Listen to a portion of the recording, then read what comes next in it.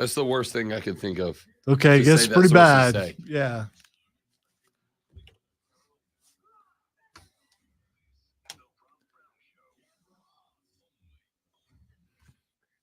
Good morning.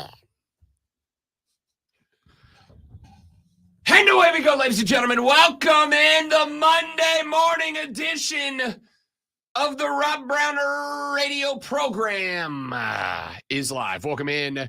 Good to have y'all. What's up? How y'all doing?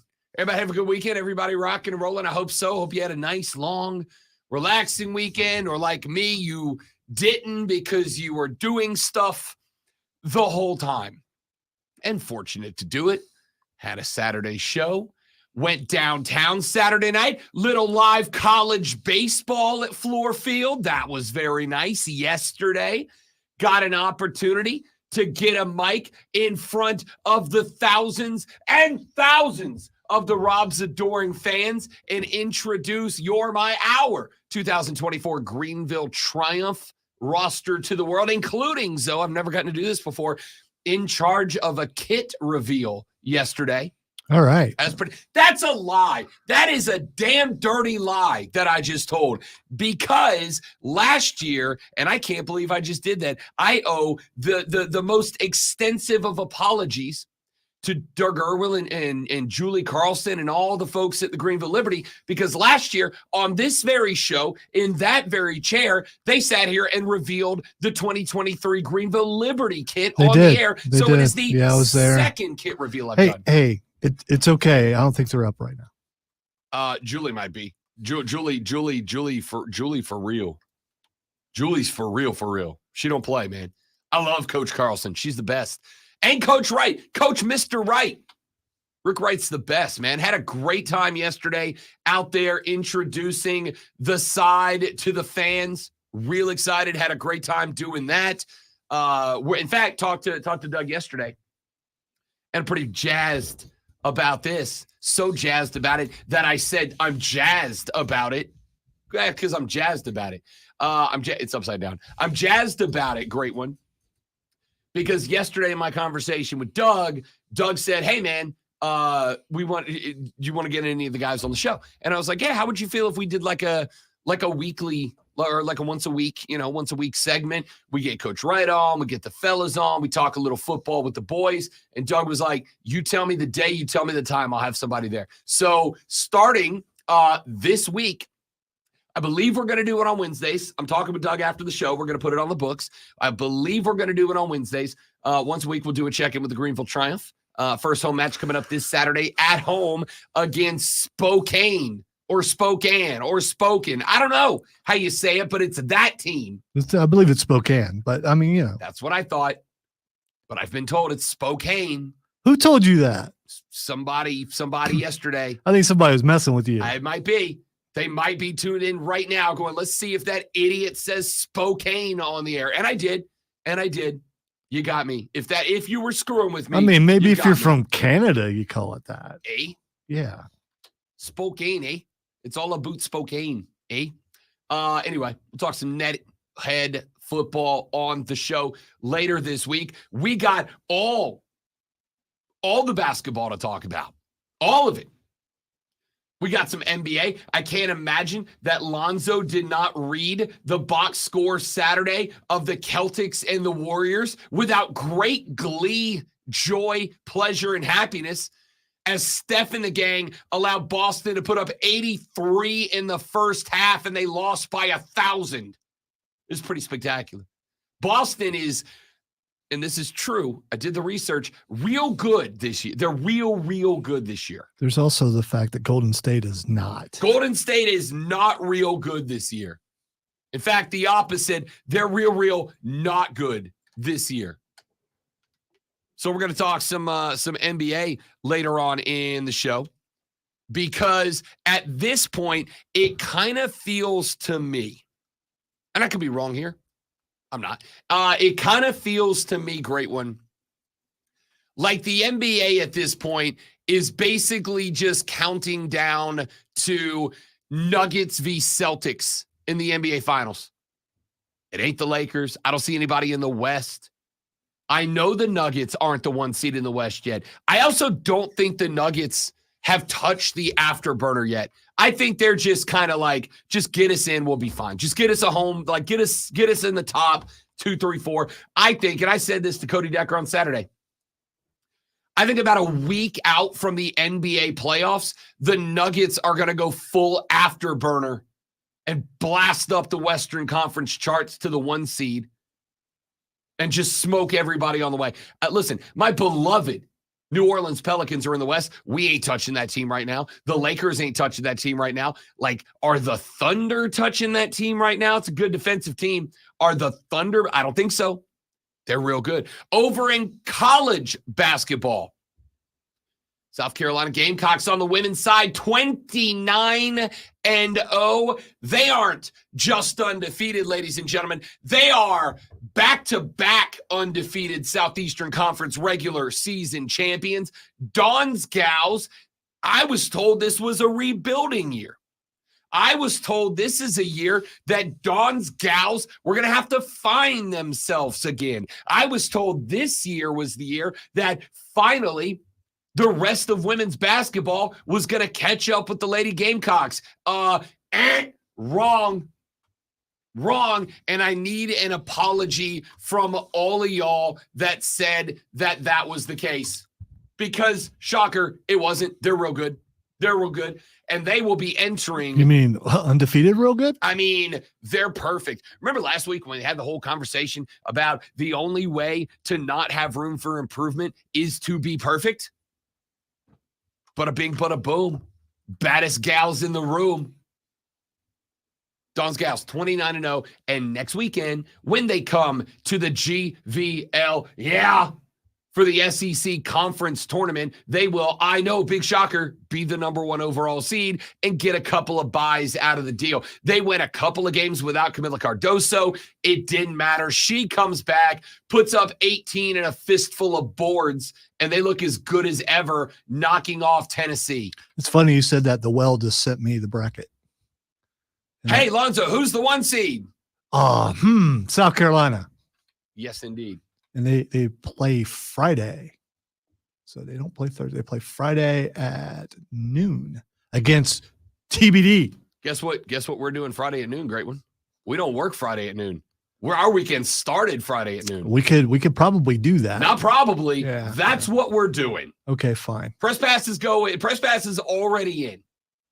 So Friday at noon, if that is the schedule, if they win that, what do they play? Saturday, I'm guessing another early game and then Sunday night for a title? That would require me to actually try to figure out I don't want to have to ask you to do that. Well, Saturday's semifinal starts at 4:30. Yep. And the second one is 25 minutes after the first one ends? Yeah. So okay. And then Sunday's SEC championship would be at 3 p.m. That'll do, Pig. That'll do. Looking forward. It's going to be a good weekend. Would you like me to forward this to you? Yeah. Well, I mean, I'm sure it's in my email, but like I don't open that during the show because sometimes people send me stuff and ask me to work, and I don't want to do that. Well, I'm already working. It's 6:08. If someone's sending you something at 6 a.m., usually I think it's the boss. That's the reason why I looked at it. Don't make me feel bad for looking at my email. You've seen if I don't answer my email, he will text me if it's him.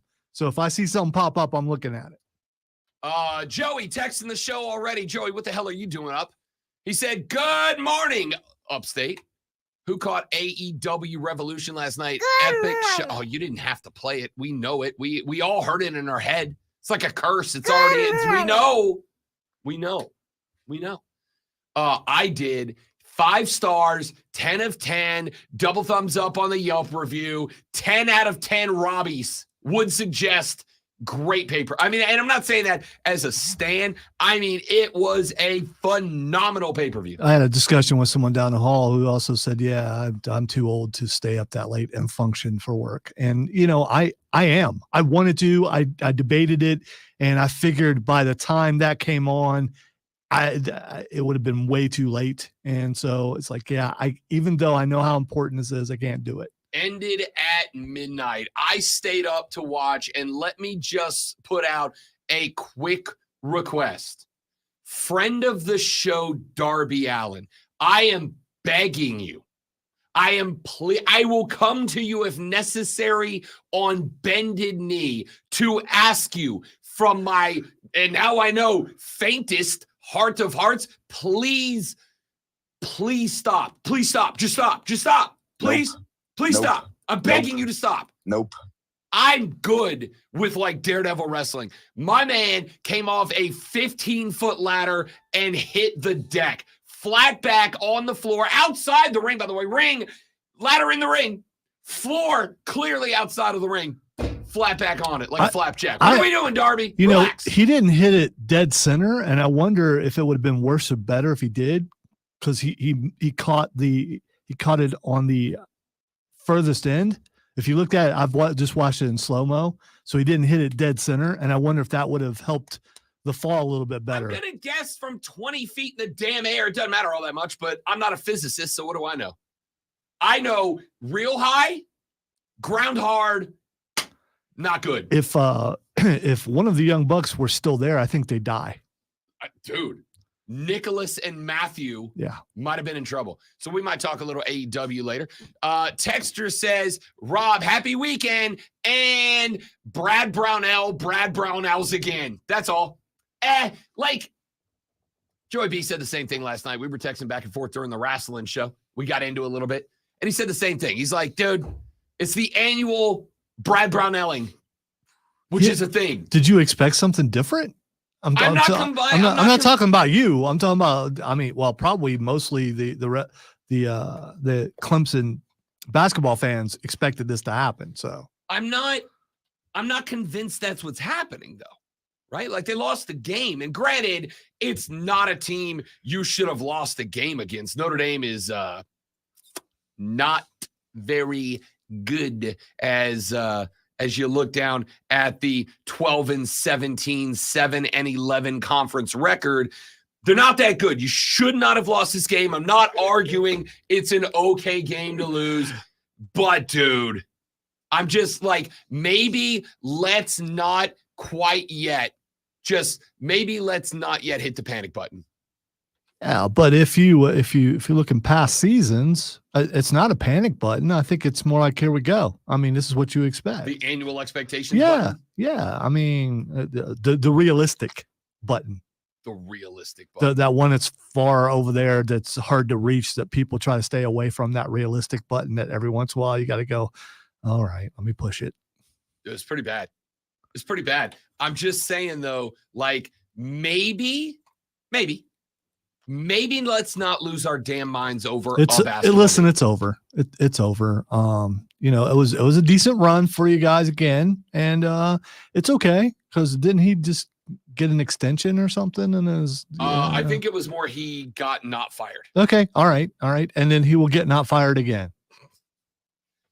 They're in. They're locked. Here's the thing, and I guess this is where I'm at. Does how they do in the ACC tournament factor in? To whether he keeps his job? No, he's in the tournament. Okay. No, he's a lock. They can get bounced in game one. They're going there. Okay, because there's a shot they get bounced in game one. So, I mean. There is. Not banking on it. Here's my thought. The criticism of Brad Brownell year after year has been that we're 2 days before Selection Sunday, and we don't know if they're in or not. Or we're going to the ACC tournament, and they need a statement. They got to go do something. Either they got to win the damn thing outright and get the AQ spot, or they got to go beat a Carolina or a Duke or somebody to elevate their tournament resume a little bit. You don't have to this year. You could get bounced by 30 in game one, and you were in the dance a week and a half, 2 weeks ago, right? This is different than other years. Other years, at least the ones that I've been here, this team at this point would be fighting to stay on top of the bubble. They would be fighting for their lives right now. They would be looking at the schedule and getting set up for a conference tournament and trying to figure out what can we do to bump up the resume. They got 2 games in the regular season left.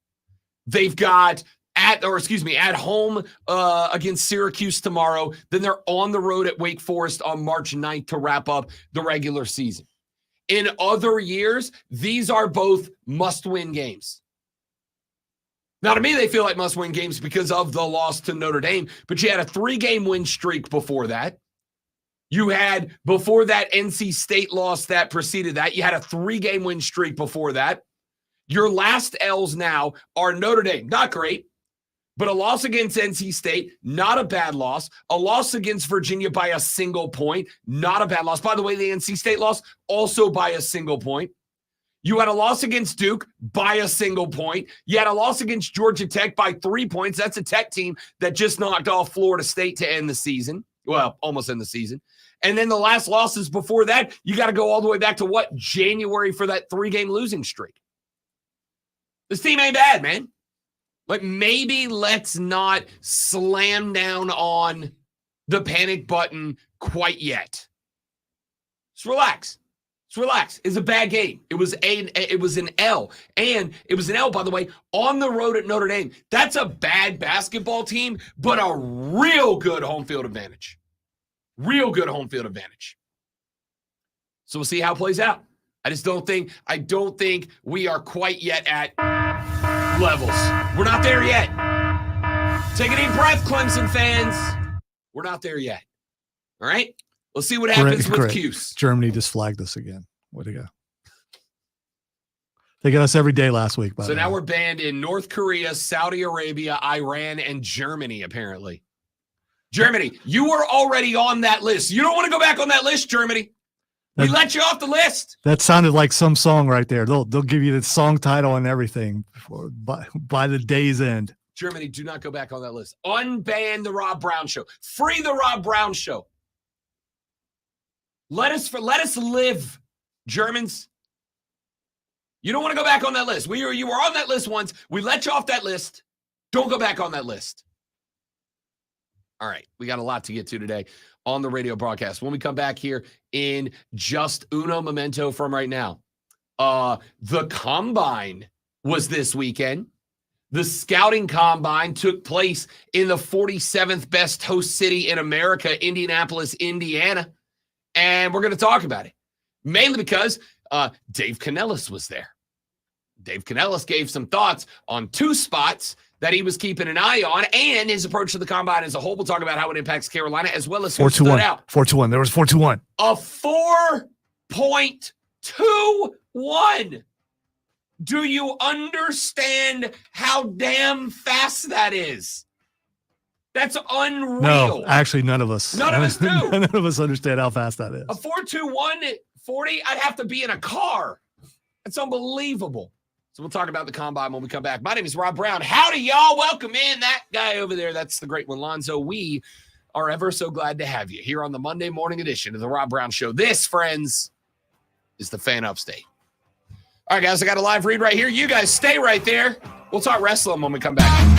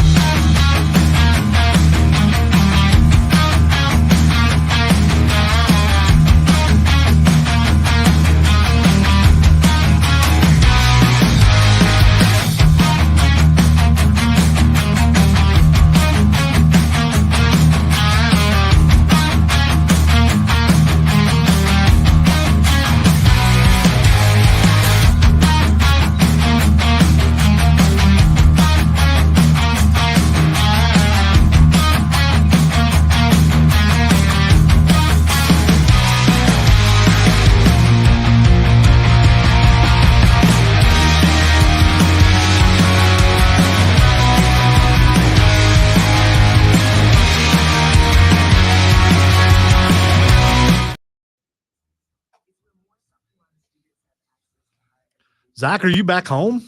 I mean, I don't know how long of a drive that was, but man. I'm back on, by the way. That's fine. Okay. Courtney found my weakness that if you want to get me to do something, I have to spend money on it, right? There's the reason I learned guitar is because my old man bought me one, and then I bought my own, and I had to learn it. So we paid for a personalized diet and workout plan, and now I'm like, I have to do it to justify the money I spent on it. Except for, I have to drink 120 ounces of water a day. So I have to finish this every day. Yeah, fine. I'm going to have to pee 90 times a night.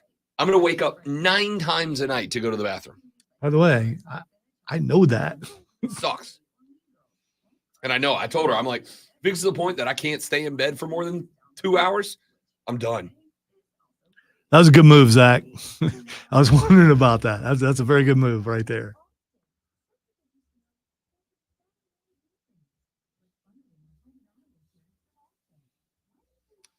Yeah, I got halfway through that pay-per-view, and I was like, I should have gone. Should have taken the day off and gone. Like I said I was going to.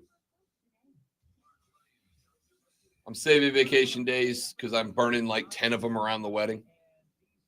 And I only got 5 after that. But I should have used one last night or today.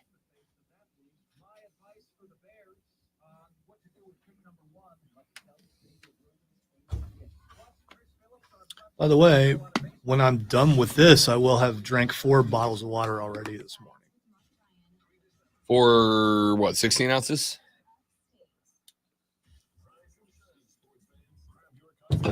Once you get used to it. I used to do it. I used to drink a lot of water. I also would suggest Propel. I mean, because this is flavored water. I got a bunch of Mios, but like, I don't want to commit to one flavor all day. Gotcha.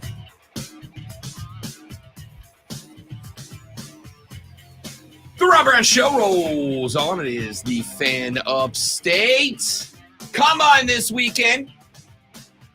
Dave Canellis, the new head coach of your Carolina Panthers, was in the building.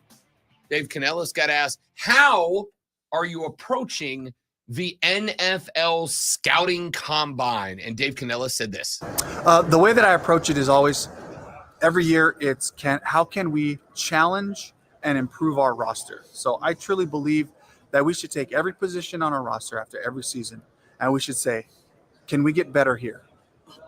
Or do the people that we have, or the players that we have, can they improve more from where they were at the year before? And kind of measure, like, really take a good, honest look at that, position by position, and challenge the roster in the draft, challenge the roster in free agency, and I'm not afraid to say that. And that should always be true, so that we never get complacent, with the guys that we have, although we love them, although we're excited about them. And I'm still learning, the Carolina Panthers as I've been watching film. Now I have the benefit of not having the emotional connection to a lot of these guys. So I can come in objectively and just say, that's good enough, that's not good enough. And I don't want to get into specifics about who I'm talking about in that regard. But that is my advantage right now. So I just come here with really an open mind for how to improve our roster, before I have all these relationships that I built. I like that. And I will acknowledge, I said out loud to myself, because I talk to myself. What do you want? Said out loud to myself, I'm having a zone moment right now. And here's what I mean by that. What I mean by that is, for 17 years I've been doing this, and for 17 years I have really taken great pride in my ability to, when talking football, take off my fan cap. I mean that, not my actual radio station cap. I mean the metaphorical cap we all wear when we go, rah, rah, shish, boom, bah, go, my team, go. To take off my fan cap and put on. Wait, I just thought fan cap. I'm just, yeah, we have fan, I just never really thought either. Yeah, we literally have fan caps. Yeah. Yeah. So sometimes you got to take off your fan cap, not the literal one, the metaphorical one. Sometimes I take off the metaphorical fan cap and I put on my knower of ball cap. And I pride myself on having the ability to be an analyst that is ordinarily unpersuaded to be a fan by the team I am discussing or a hater of the team that I am discussing. You should believe me because I have spent this offseason instructing the Atlanta Falcons on how to get better, how to win the division next year, division my team's in. Okay? So, with that being said, with that being known, I like this out of Dave Canellis, and I feel like I have my fan cap lifted. It's not all the way off, but it's like lifted because I do have high hopes. Lifted as if to tip like a it? tip. Okay. Like a Derek Jeter tip. All right. I have high hopes. I'm not going to say for this season because like 5 wins is not high hopes. But for the Dave Canellis era, I get a different vibe from Dave than I get from Frank Reich, than I got from Matt Rule. Those 2 guys were 2 guys that when they showed up, I was like, ugh. Like Frank Reich, there was some level of optimism because his work with quarterbacks. With Frank Reich, there was some level of, optimism because I truly believe, and still do, that he got shafted by the Colts. But after his tenure with the Carolina Panthers, I'm like, maybe Jim Irsay was right. Maybe he was on something and not that way, like the actual way. Like maybe he knew what he was doing there. Matt Rule came in, and Matt Rule absolutely struck me. And I said on this radio program a couple of years ago, I said, dude, this is a college football coach. There are very few of them that are able to cross the Rubicon between being a great college coach and being a great NFL coach. Very few that can do it. Very few have Pete Carroll levels of success at the next level. Nick Saban couldn't do it. Steve Spurrier couldn't do it. Those are all-time greats that could not make it to the next level. There are guys that go back the other way. Chip Kelly had a great run in Philly, goes back to the college level, just wasn't ready. Just wasn't that guy. Now he's an offensive coordinator again. Matt Rule gave me no optimism. Canellis does. And later on in the show, he did say a couple of things about BY that I'm going to play, and I'm saving it because Lonzo and I are having a great morning, and we're not ready to butt heads yet. We'll do it later in the show. I'm scheduling our conflict for the second hour. Is it possible that I may go, you're right, and just not argue at all? Is it possible? Yes. Anything is possible. So if I don't argue, would I be a contrarian? No, that's the opposite. Then you would be. Yeah, but you expect me to argue. If I don't argue, that means I'm doing opposite of what you expect me to do. I get it. I would be shocked. I'll just say that and leave it there for now. Okay, so we're going to scrap later. Word. So I like this out of Dave Canellis. I like the way that he said he is approaching the NFL scouting combine. That is to say, everything's on the table. We talked to Rashad Beard last Thursday. I said, what should Panther fans be looking for? Should we be looking at the offensive linemen? Should we be looking at wide receivers? Those are the primary needs. Rashad said yes, but also edge rusher, defensive line, defensive back. Everything's on the table for Carolina. And when Canellis was talking, he did about a 10-minute interview at the combine. There's a very thin line during draft season that coaches have to be real careful to walk. Where on one hand, they're enlightening their fan base, trying to get them excited, energetic, optimistic about the future. And then on the other hand, trying to make sure that smoke screen stays up, right? As we love to point out, it's my favorite time of the year. It's smoke screen season, baby. We all get to be Batman for a little while. Try to read into them context clues of what the coaches and GMs are saying. Like last week when Ryan Poles, the GM of the Bears, said, we haven't really decided what we're going to do yet, but we want to do what's best. We want to do right by Justin Fields. We want to do right's a breakup line. That's a farewell, adios, until we meet again line.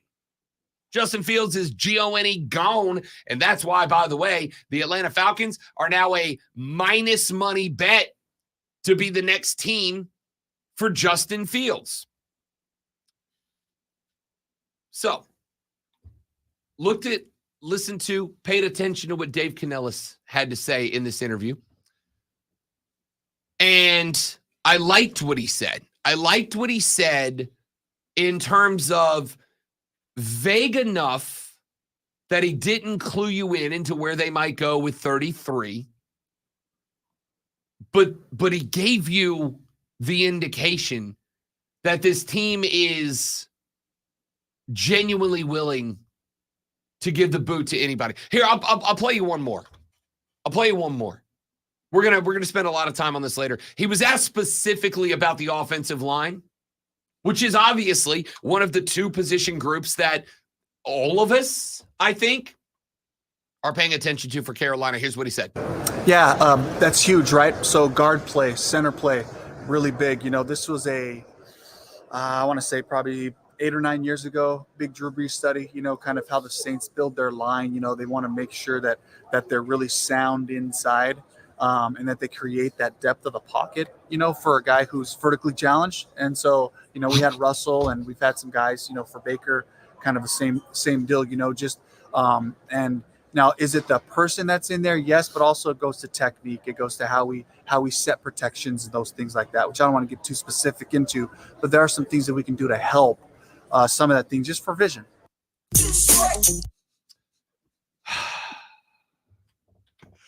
I was trying to save it for the second hour. Come on, it's right. He said vertically challenged. I mean, as soon as I heard that, I'm like, well, I'm teeing this one up for a great one. Teeing this one up for Lonzo. But it is what it is. Listen, nobody's argued Bryce Young's not short. Of course he's short. He's 5'9". Of course he's short. What I have said is that allegedly. Neither one of us have stood next to him, so we don't know for sure. I think he's closer to 5'10". Lonzo thinks he's closer to 4'10". No, so like 5'8 3/4. Either way, nobody's argued he's not short. I'm not out here trying to convince you that he's Dikembe Mutombo. I'm just telling you that's not a reason to believe he can't be successful. But we'll have that discussion later because Canellis talked about that too, and I'm going to make a segment out of that later. What I am going to say here is I like the things that Dave Canellis is saying.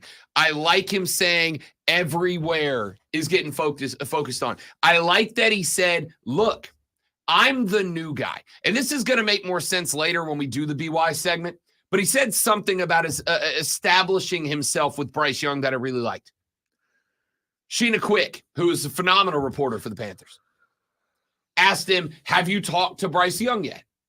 Which is, again, you'd like to think so, but it's a fair question just to make sure. It'd be kind of awkward. Have you talked to BY yet? You've been the coach a month. Have you talked to BY? And he goes, no, not yet. Did you take him out to Dairy Queen and get him a shake?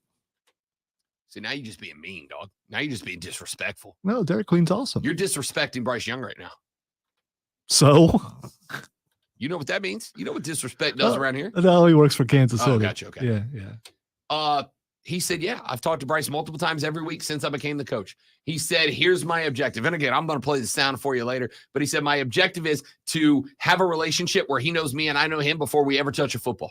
When I talk to him and I correct something or change something or ask him to do something or to not do something, I don't want him to think, who's this new SOB coming in here telling me what to do? I want him to know I'm a dude who cares.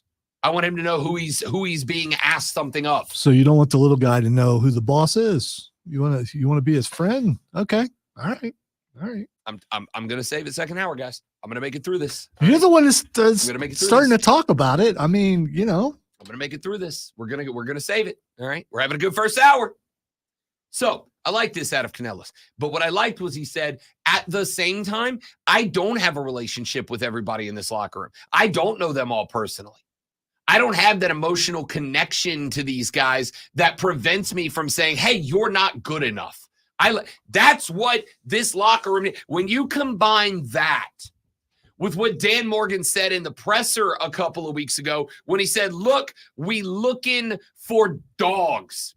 We're looking for guys with fight. We're looking for guys who are going to come in here angry as hell and are going to be ready to punch people in the mouth. Let's go. We're going to go. Absolutely. So I got on one hand, now I've got a GM that is, at least for right now, indirectly calling guys out. Indirect, he's not saying names yet, but indirectly, he's saying, yo, what we have seen tells me I got a locker room of guys who ain't ready to fight. So you got a GM over here saying, we want them guys with that dog in them. And then over here, I got a head coach that just said to the locker room, I don't know y'all enough to care about y'all enough not to cut you. I don't know y'all like that. That's exactly right.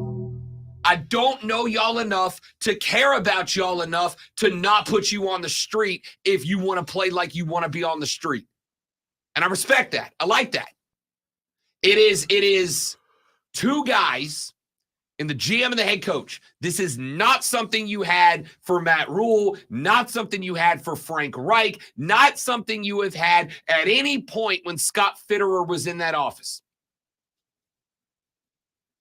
You know, I'm a big history guy. One of the things I have been reading about, because again, I am a giant dork, is naval warfare. I'm all in on naval, specifically of the British Empire during the East Indian Trading Company days. I really want to play it. I want to play the music just to tick off that one. That's not from the Revolutionary War. This is even pre-Revolutionary War. And a big on naval war, and one of the things you learn about was ships of the line, right? These are the big warships, the man of wars, the 40-gun ships. When multiple ships, when an armada, hey, look at that, reference to the show, goes into battle, one of the things that they would try to do is all the captains would try to get their ships in a line. And they would try to sail perpendicular to whatever the target was. In that way, when these ships passed in a line, it would just be broadside after broadside after broadside after broadside. They could just keep hitting them with 40-gun broadsides. And if you had enough ships, you could get them, you could just end up going almost in like a circle, just broadside, broadside, broadside. In order for that to work, they've all got to be in the same direction, facing the same way with the guns pointed at the same target.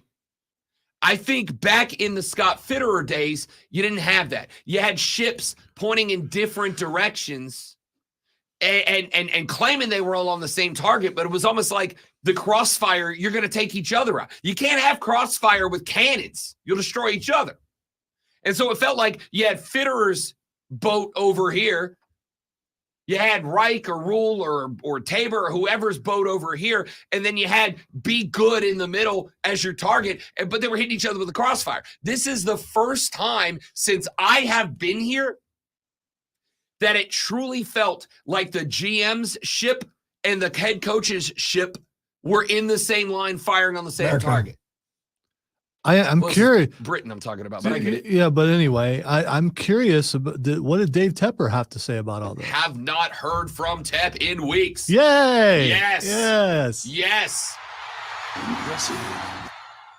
Have not heard from Tep in weeks. I got Canellis out there. I got Dan Morgan out there. They are aiming at the same target, and they are in line with each other. And that's the first time I can say that about this team in the 4 years that I have been, 4 years I've been here. We missed my anniversary. My 4-year anniversary was Friday, Alonzo. I didn't even think about it. Last Friday was my 4-year anniversary. We were having so much fun Friday. Really I mean, it was a good show. Real good show. 4 years I've been at the station, and this is the first time that I can tell you. And for this, I am taking my fan cap off. I got the knower of ball hat on. I am holding my master's degree in ball knowing right here. I got it. And I can tell you, after 4 years, this is the first time that I have had any indication at all that we actually had our ships of the line in a line, firing broadsides at the same target. And by the way, you don't have Tep, who's over throwing up communication flags, confusing the two captains of the ship.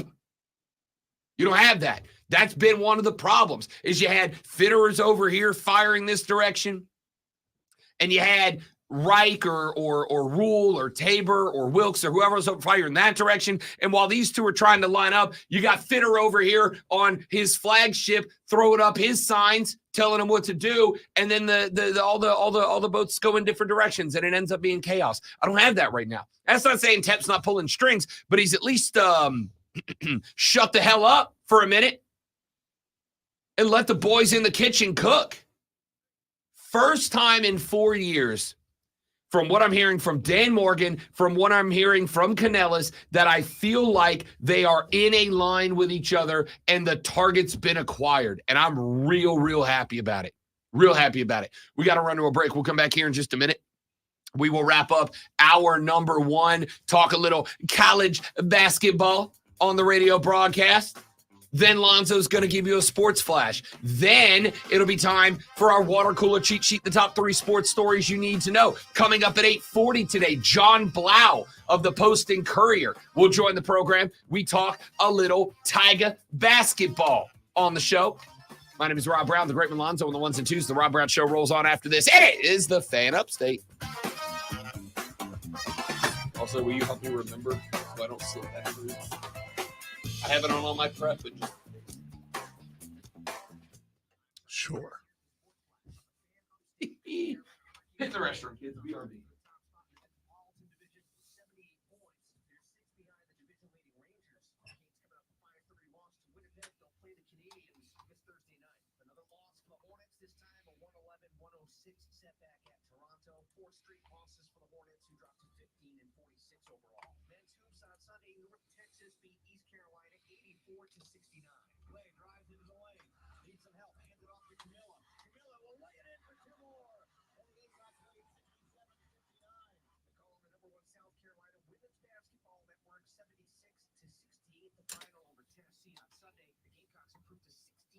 Atop the SEC, 29-0 overall. The Fan Upstate is your home for Furman Paladins basketball play-by-play live all season long. Download the Odyssey app, search the Fan Upstate, and listen anywhere on your phone. I'm Chuck Sanders. That's the Sports Flash on the Fan Upstate. Up to the minute upstate traffic north and southbound 85 moving well so far between 26 in Spartanburg and 276 in Greenville. Highway 29, Wade Hampton Boulevard, looking good. So far, no reports issued between Greenville and Spartanburg. And heading into downtown Greenville, we're looking good along 123 and 276. No reported issues there. From the news stop 98.9 WORD Traffic Center, I'm Joyce Nielsen on the Fan Upstate. From the Ingles Market Studio, the Fan Upstate, 97.7 FM Greenville, 97.1 FM Spartanburg. Always live from the Free Odyssey app. CBS Sports Radio. Hi, I'm Henry Winkler. My eyes are very important to me. My eyes connect me with everything I love. I loved my late father-in-law dearly. He always lit up a room, but his vision dimmed with age. He had age-related macular degeneration, or AMD. And since partnering with Apellis, I've learned there's an advanced form of dry AMD called geographic atrophy, or GA. This struggle with vision loss makes me want to help others know about GA. Then we had our whole stream was at the show last night. Except for us. Except for the people talking about wrestling on the radio. Many have trouble seeing in the dark, making driving at night difficult. GA gets worse over time. I am curious about the crowd if either of you guys are still watching, because I was looking at tickets and you could still buy them the day of. And, AEW has had some very sparse crowds lately. I hope there was a decent enough crowd. From what the angle was, and again, you can't see hard cam side, Yeah. but it looked like it was full. And I can't imagine what I think Sting deserves that. Yeah. So I hope that there was a lot of crowd people was there. white hot too. I don't know if it was full, but it was white hot.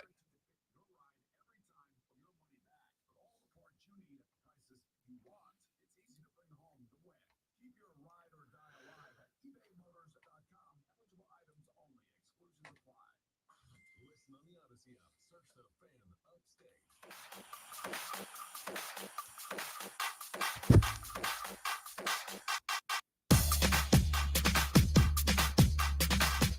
Good morning. Hey, Big Daddy, how you doing? Good morning. Hey, Big Daddy, how you doing? Okay, I needed like a second, man. Or like 7 seconds, man. I have to make notes. We have Yeah, I was going to say, do like, more work. I have to take notes. even if you were on the microphone, like turned it on, I still probably would have done that. So I oh no, that sounds kind of German. can't do that. Yeah, Can't do that. We might get busted up in Munich, in Hamburger, which is a real place. I think it's Kaiser doing it. Why can't? Where's my mouse? I don't know. You're just slow. There you go. I'm slow on the. It's Monday, dude. It's Monday. Let's talk a little college basketball. I'm gonna need those of you that prefer to sport the orange not to do this. Okay?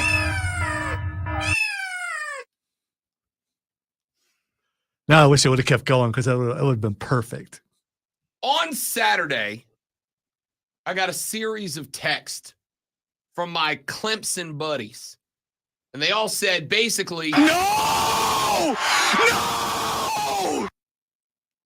It's Brad Brownelling season out in these streets. It's not, dudes. It's not. You lost the game. Okay? You lost the game. You're 20-9. You're 10-8 in a good conference. And by the way, Wait. 10-8? you're 10-8 in a good conference. You're going to celebrate that? 10-8? In a good conference in college basketball? Yes. Okay. Listen, you shouldn't panic because you should have expected this. So, I mean, come on. To the There are actually hardcore Clemson basketball fans out there. yes. That's a long-suffering group. Also, yes. I'm not arguing with any of that. What I'm saying is, I think this team is different than years gone by. And I know you're saying, hold up, Rob, hold up. We've heard that before. We've seen that before. We've heard this same old story, same old song and dance, my friends. They are different because they're different players. So that makes them different. That's about it. I know you've said, I know some of you right now are firing up the texting fingers to tell me, Rob Brown, you're wrong. Every year, dudes on the mic try to say this kind of stuff. And I'm here to tell you, I don't think that's the case here. I don't think it's the case. And I don't think it's the case because it is March 4th. You have on the schedule a couple of games left to play. And you know what you're not doing right now?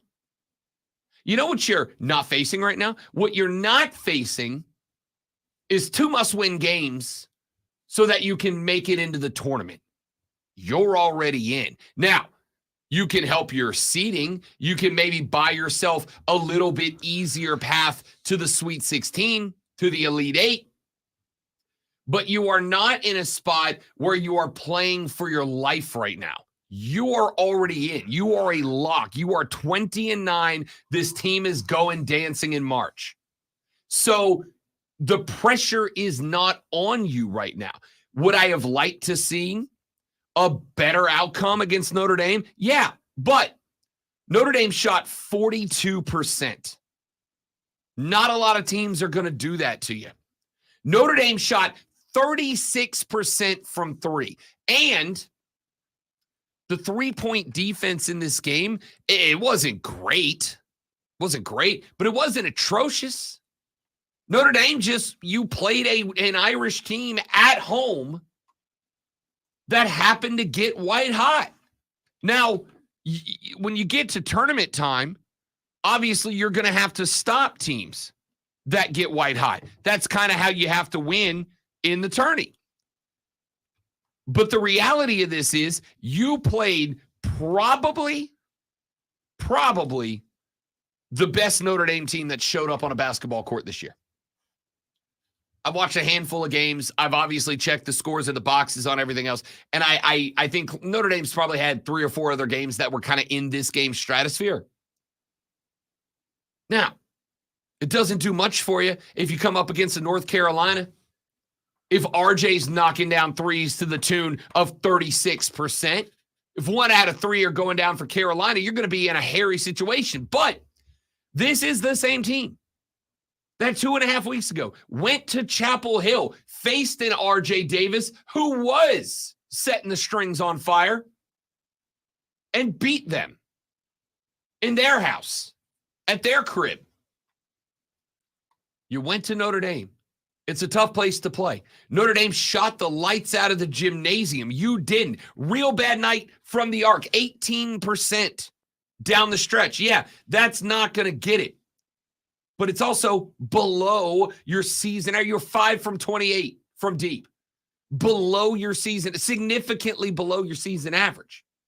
Now, is there the possibility of a meltdown in the ACC tournament? Is there possibility of a meltdown in the first or second round of the big bracket? Of course there is. Of course there is. I'm not going to sit here and argue and say, oh, this team does not have the capacity to melt down. Of course it does. And you've all seen it play out enough. What I am saying is, at this spot last year, in this spot the year before that, these last two games were Clemson playing for a ticket. Was Clemson trying to outdo a handful of other teams on the bubble? That's not the case this year. You were in a week and a half ago, 2 weeks ago, you got your ticket. Now it's just a matter of what stadium you're playing your first few games in. This was not a meltdown. This was Marcus Burton hitting threes, hitting corner J's like he was trying out for an NBA team. But you had stuff working. You had Gerard finding Hall for a number of assists in this game. You had, here's where you got killed. Where you got killed was you had 10 assists in this game. Gave up 11. You had 10 assists in this game. The number's got to go up. The number's got to go up.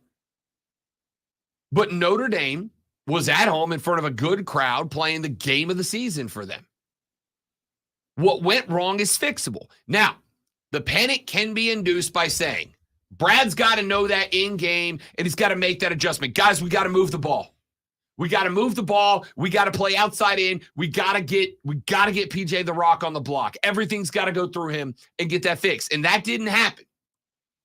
But Notre Dame was playing frantic basketball. And sometimes, ask North Carolina, you got to get punched in the face. North Carolina lost to Georgia Tech. Not a great Tech team. Tech team that beat Clemson, though, as well. North Carolina lost to Georgia Tech. And you know what they did after that? They went on a run. Because sometimes even the best teams got to get smacked in the mouth with a game plan they didn't see coming.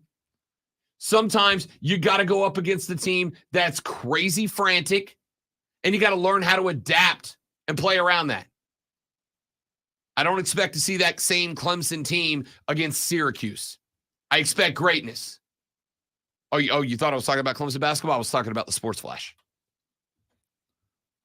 That was a good one, Lonzo. It was a no-brainer. Don Staley's Gamecocks are perfect once again. The returning Camila Cardoso scored 18 and 4 Gamecock starters were in double digits, leading to a 76-68 victory over Tennessee. The win moves the Gamecocks to a perfect 29-0 regular season. They'll begin the SEC Women's Tournament as the number 1 seed. Caitlyn Clark finished up her final regular season at Iowa by knocking down the last record she could. Pistol Pete Maravich's all-time college basketball scoring mark. Clark entered the game 18 behind Maravich in the second quarter. She scored 11 straight and had a pair of free throws to end the first half. She knocked both down and took the crown. Tune in Saturday night at 8 p.m. as the Furman men's basketball team takes on Western Carolina in the first round of the Southern Conference Tournament right here on your home for Paladins football and basketball. That's us right here, the Fan, upstate.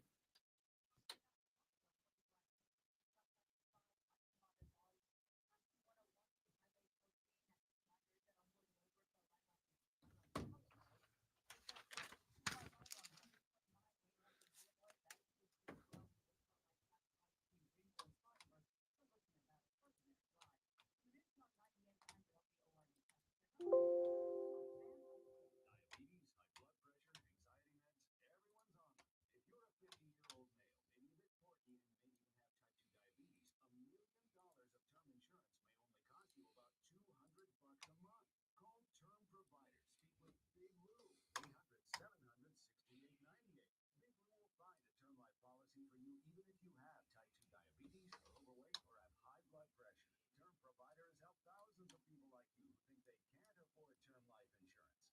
To buy $1 million of affordable term life for you, all you need to do is call Big Lou at 800-700-6898. Lou will make sure the scales are tipped in your favor. Call 800-700-6898. Big Lou will answer your call and work to fit you into a term life policy that you can afford. Remember, Big Lou's like you. He's on meds too. Call 800-700-6898. 800-700-6898 or biglou.com. Let's Save Lives. An introduction to suicide prevention in the Black community is an education program designed by and for the Black community, fostering connection and communication around mental health.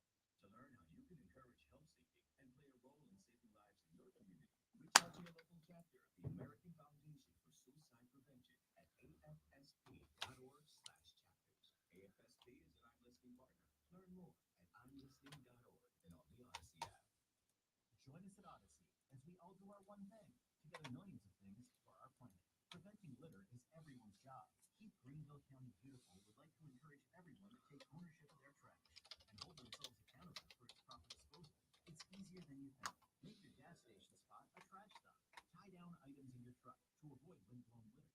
Don't stack household trash outside of the bin.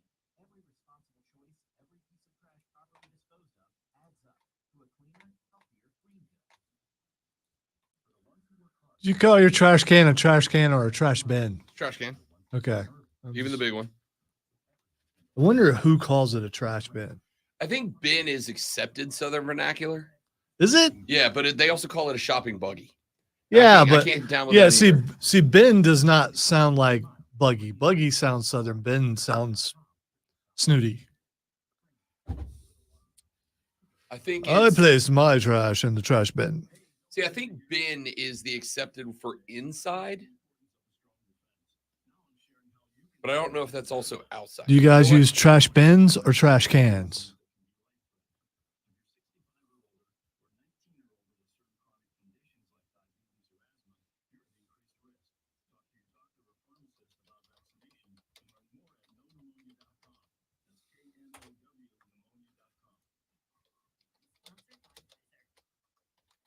Unique and unlike any other sports talk show, it's BetMGM Tonight, Monday through Friday from 7 to 11, only on the Fan.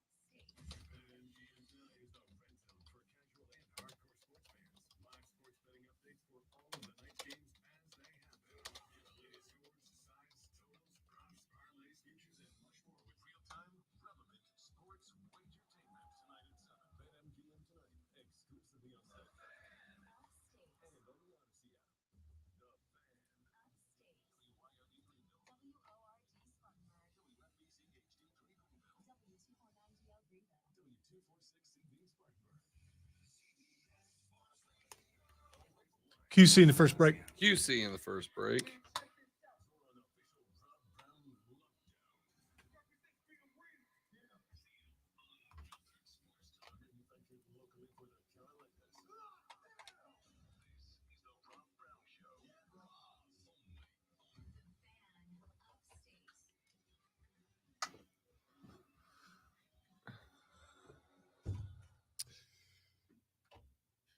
Lonzo and I stumbled into a question that we have to ask you to start this hour of the show. Your water cooler cheat sheet coming up in mere seconds from now, but I find this unavoidable. And for those of you that have listened to this show for any length of time, you know that sometimes this kind of stuff comes up. Here we are. Here it is.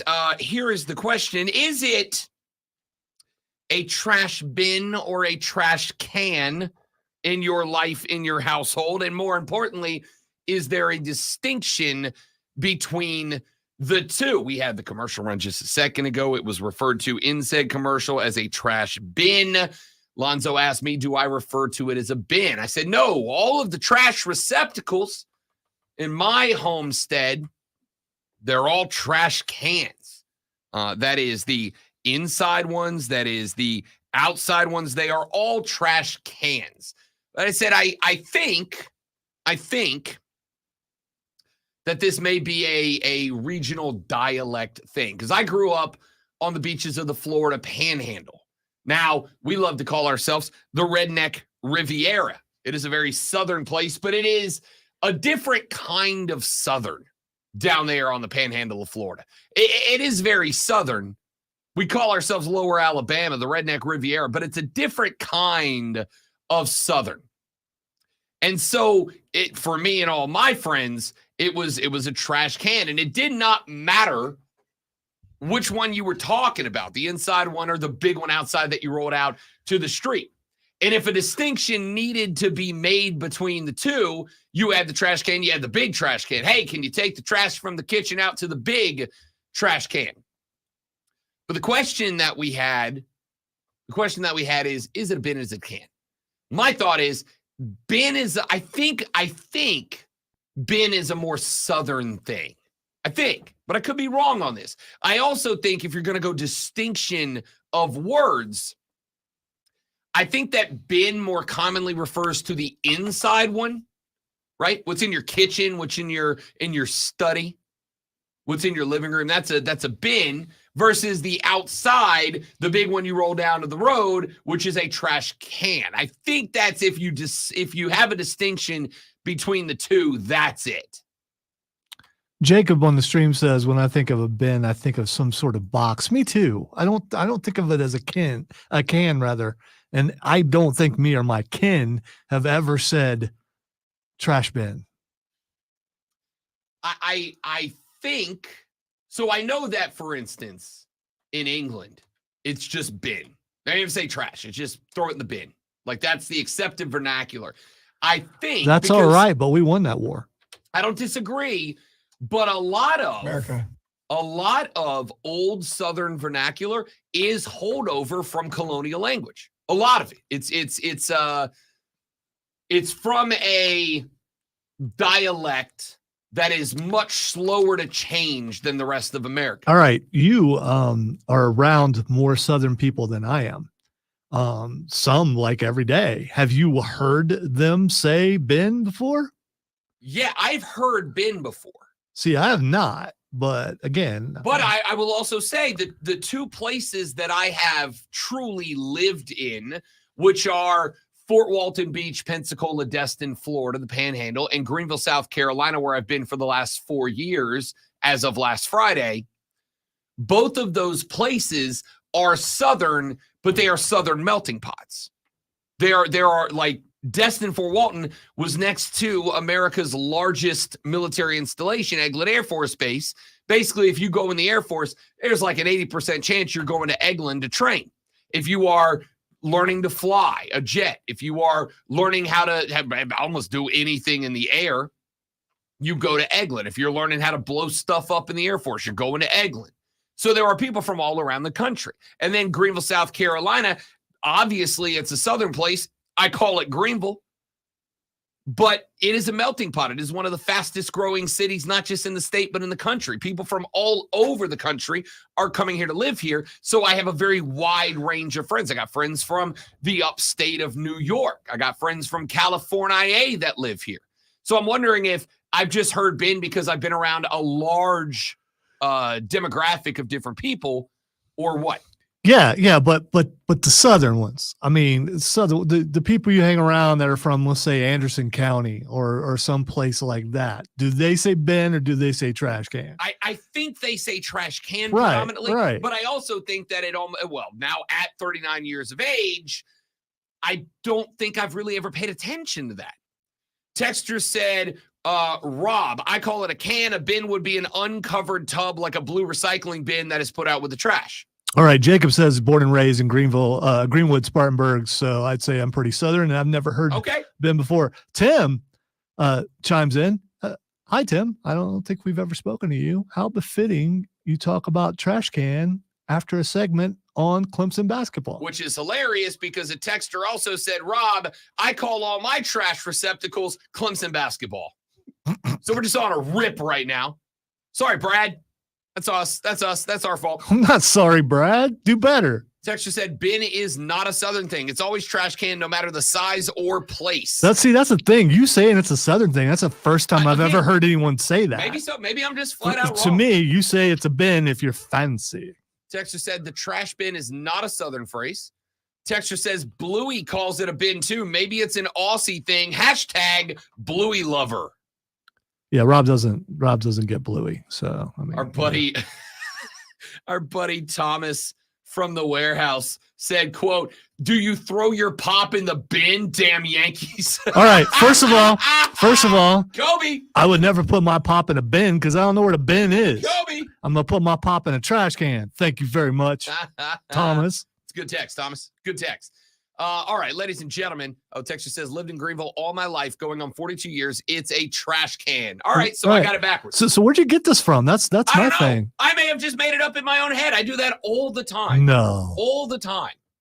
I've heard it called that. I just assumed because I was in the South. But now I'm being told by people who have been here 42 years, it's the can. By the way, which one it is, it's the can. Born and raised in Columbus, Ohio, lived there half my life, never heard been there. I've lived here for going on 26 years, which is like the other half of my life, and never heard of it before till now, till you said that. I mean, I know what a bin is, but it's usually English. It's usually I'm watching a Doctor Who or something, and they talk about it. Fair enough. It's what they call it in England. I just didn't know if it was a holdover here or not. Either way, listen, it's 7:08 in the morning. We got to get to it because you got 52 minutes till you clock in and you get to work if you got one of those regular 8 to 5ers. And if you've got a regular 8 to 5er, by law, you are entitled to a break, damn it. And when it is time for that break, you will walk down the hall. You will go to the water cooler. You will gather around with your coworkers, or at least the ones that you like, and you will talk sports. And when it's time to talk sports, you're gonna need this.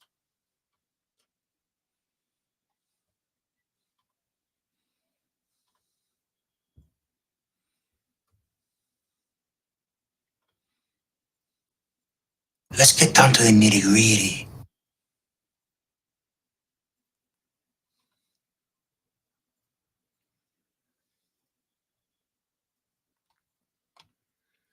Water cooler cheat sheet, top 3 sports stories you need to know. And today we go lightning round because trash bin versus trash can was a very important conversation that we needed to have on this show.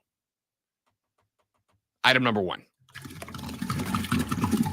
Big weekend in basketball for people who are capable.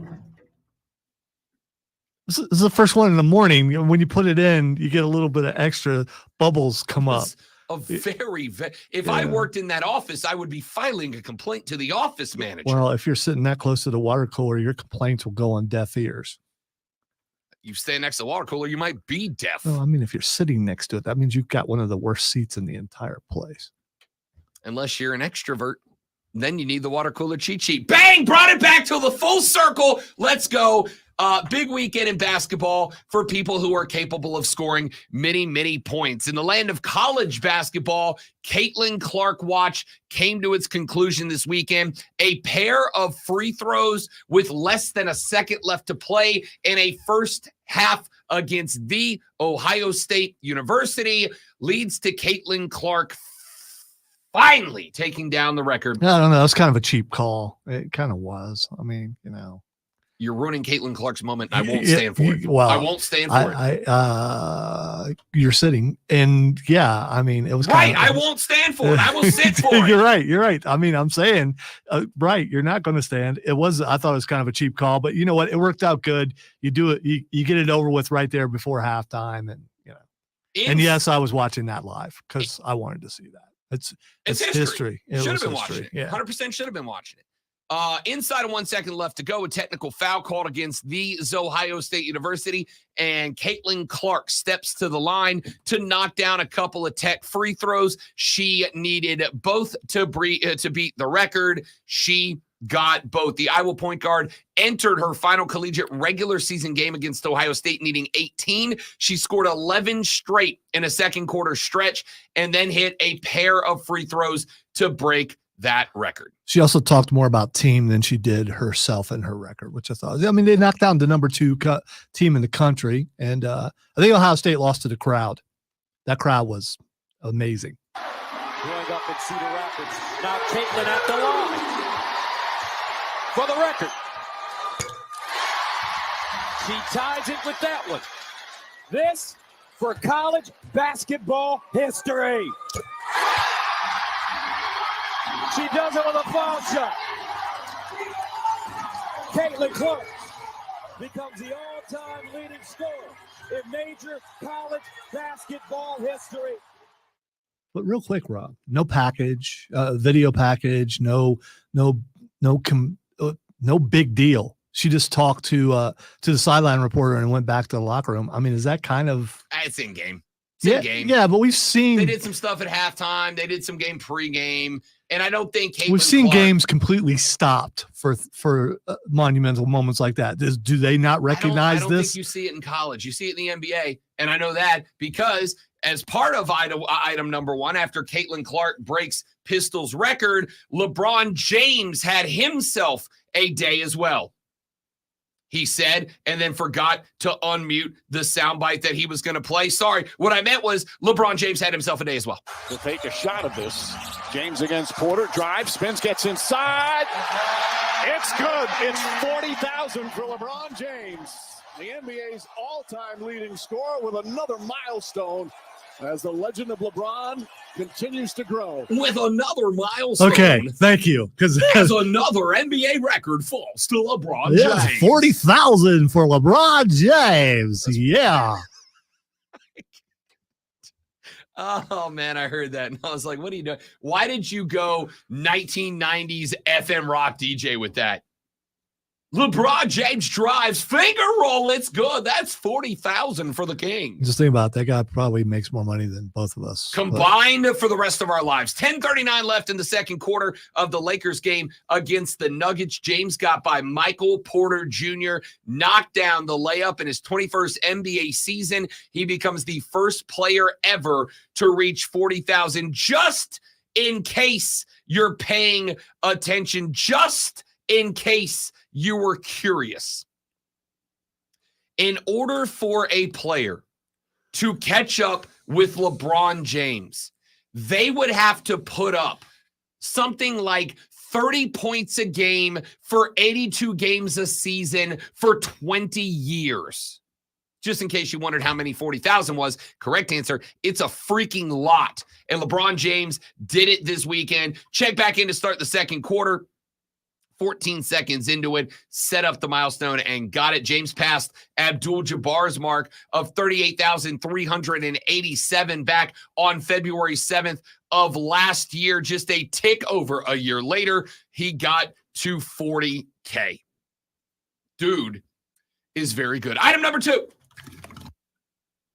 So we got too much water cooler in the first one, not enough water cooler in the second one. We have averaged out to the appropriate amount of water cooler. You'll be talking about this one around the water cooler today. If you're a Gamecock fan, 76-68 your final yesterday as Dawn Staley's Gals in a year that they were supposed to be rebuilding, in a year that they were not supposed to be able to get it done without Asia in the game. They did.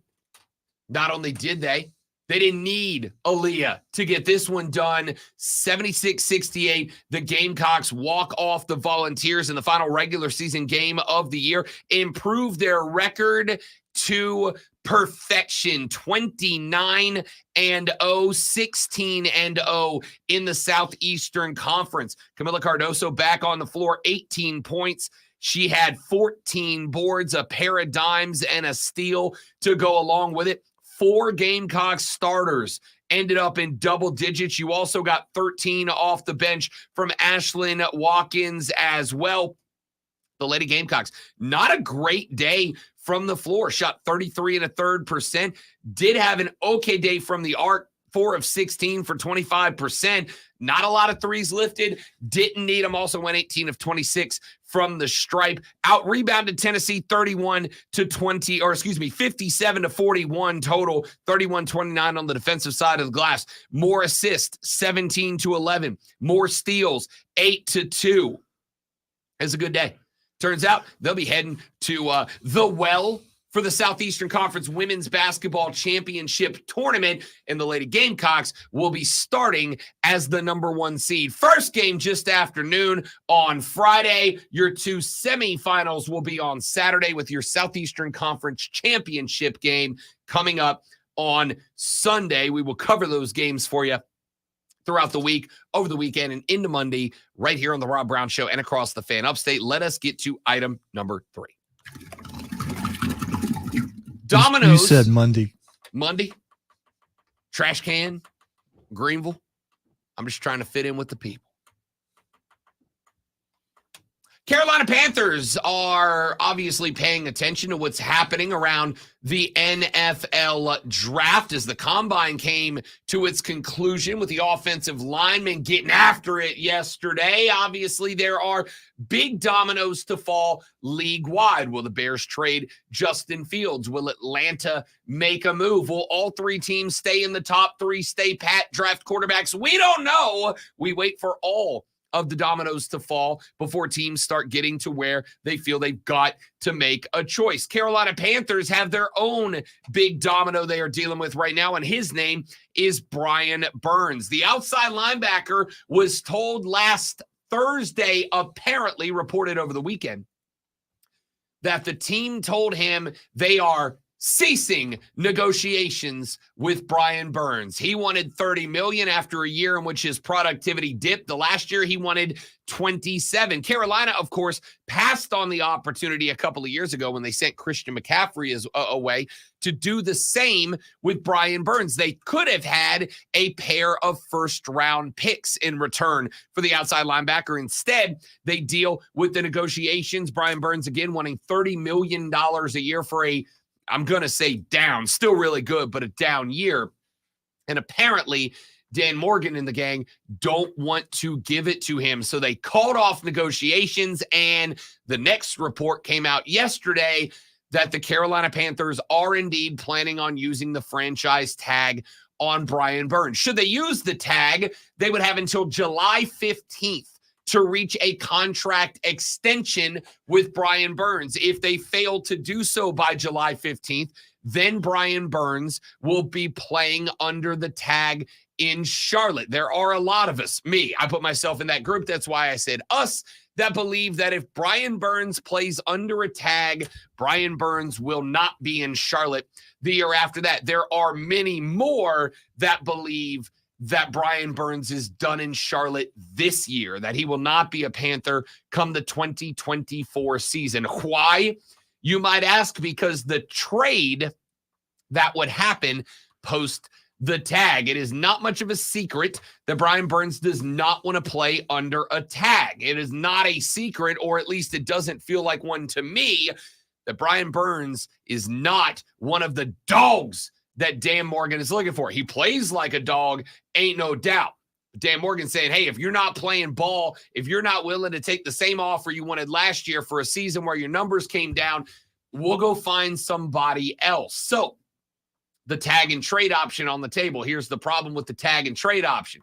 You got to find somebody to trade him to. In order to do a tag and trade, you got to have another team that is willing to take up that contract. Effectively, what needs to happen is a trade arrangement is reached. A team tells Carolina, here's the terms we're willing to meet with Brian Burns.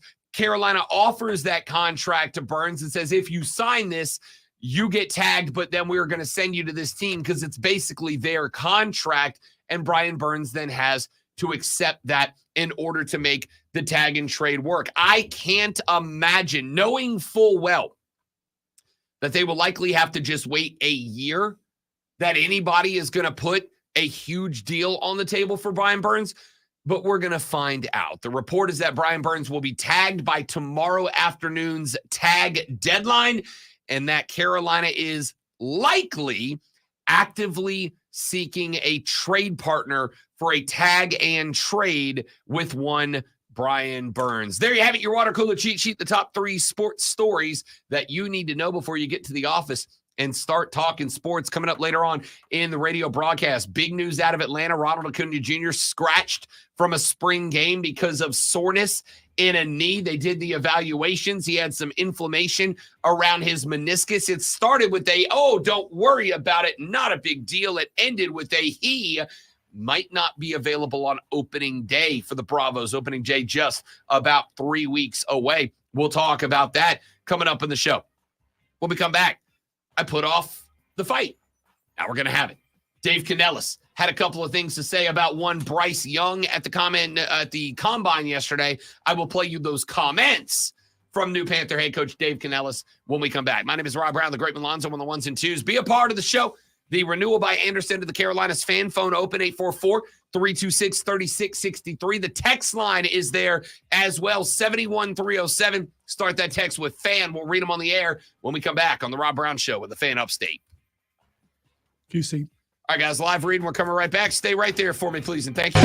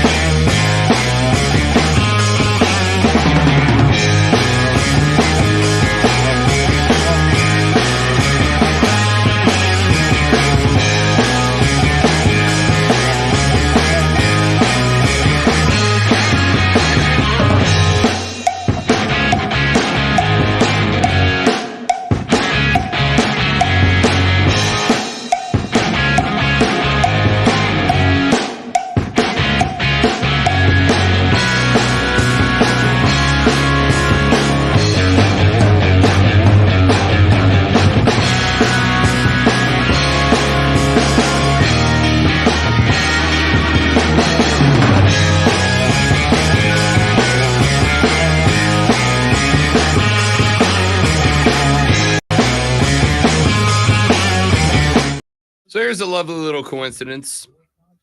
Back to open the show, I was talking about the Triumph, and on Saturday is their first match. And we were discussing and debating the name. Is it Spokane or Spokane, Washington? And I was flipping through social media during the break. Came across a clip of Sydney Sweeney, who I don't know who she is, but she's like a super famous actress right now. She's like all over everything. And so I'm not okay. That's fine. So Sydney Sweeney was all over my social media, and she was on Jimmy Fallon, and she told Jimmy that she is from Spokane. So Settled by Sydney Sweeney.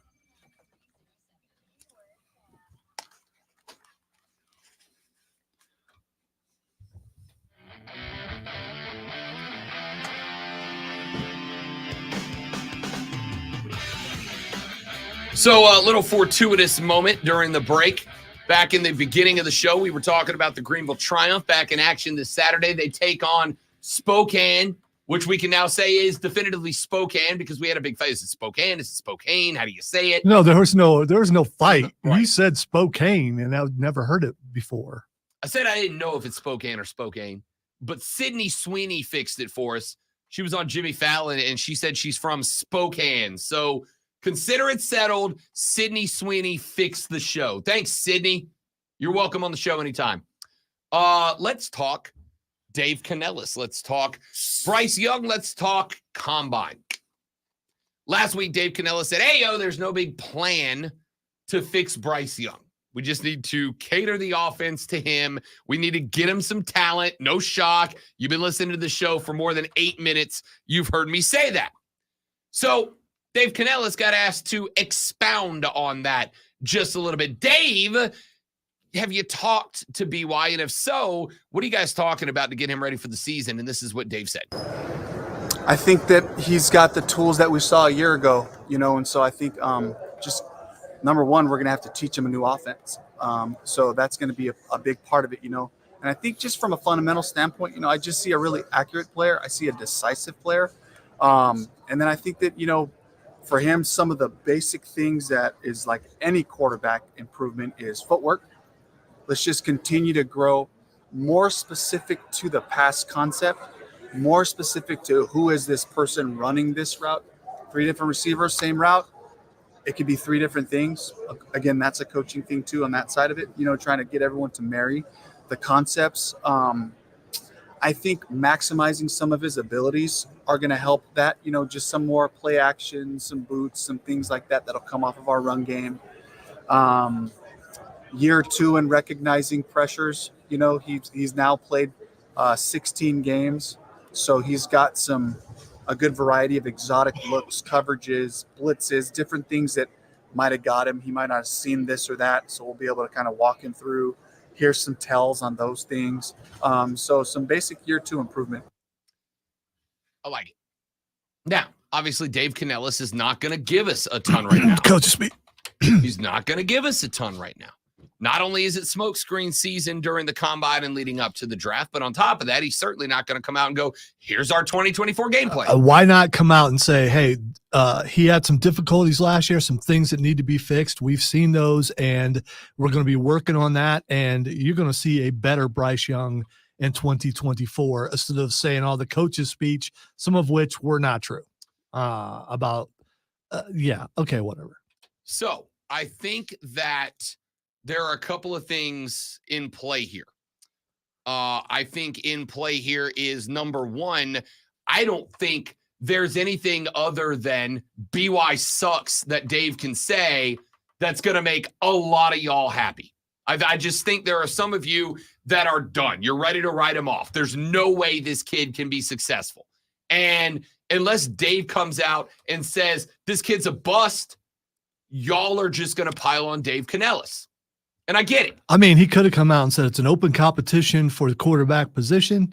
But it's not. It's not. No, it's not. I'm just saying that there were other things he could have said that really would have messed Bryce Young up. Of course, Bryce Young's your guy. They paid a lot of money to get him. They gave up a lot to get him. You can't just give up on him after one season. Is he fixable? I don't know. Is this the guy to do it? I hope so. I don't want them to do bad. I don't want to see them do what they did last year. I don't want to see him play the way he played last year. So I'm looking forward to this season and seeing what they can do. I think that there is a lot out there. I think there's a lot of people out there right now that are looking at this from the standpoint of it's BY. And we've had this fight a million times. We don't necessarily need to go back into it. But I think we disregard the other 10 guys on the football field. I think we disregard a crap offensive line. I think we disregard the 32nd best wide receiver group in the NFL. I think we disregard Miles Sanders, who I don't think any of us are willing to say he played even close to his contract level.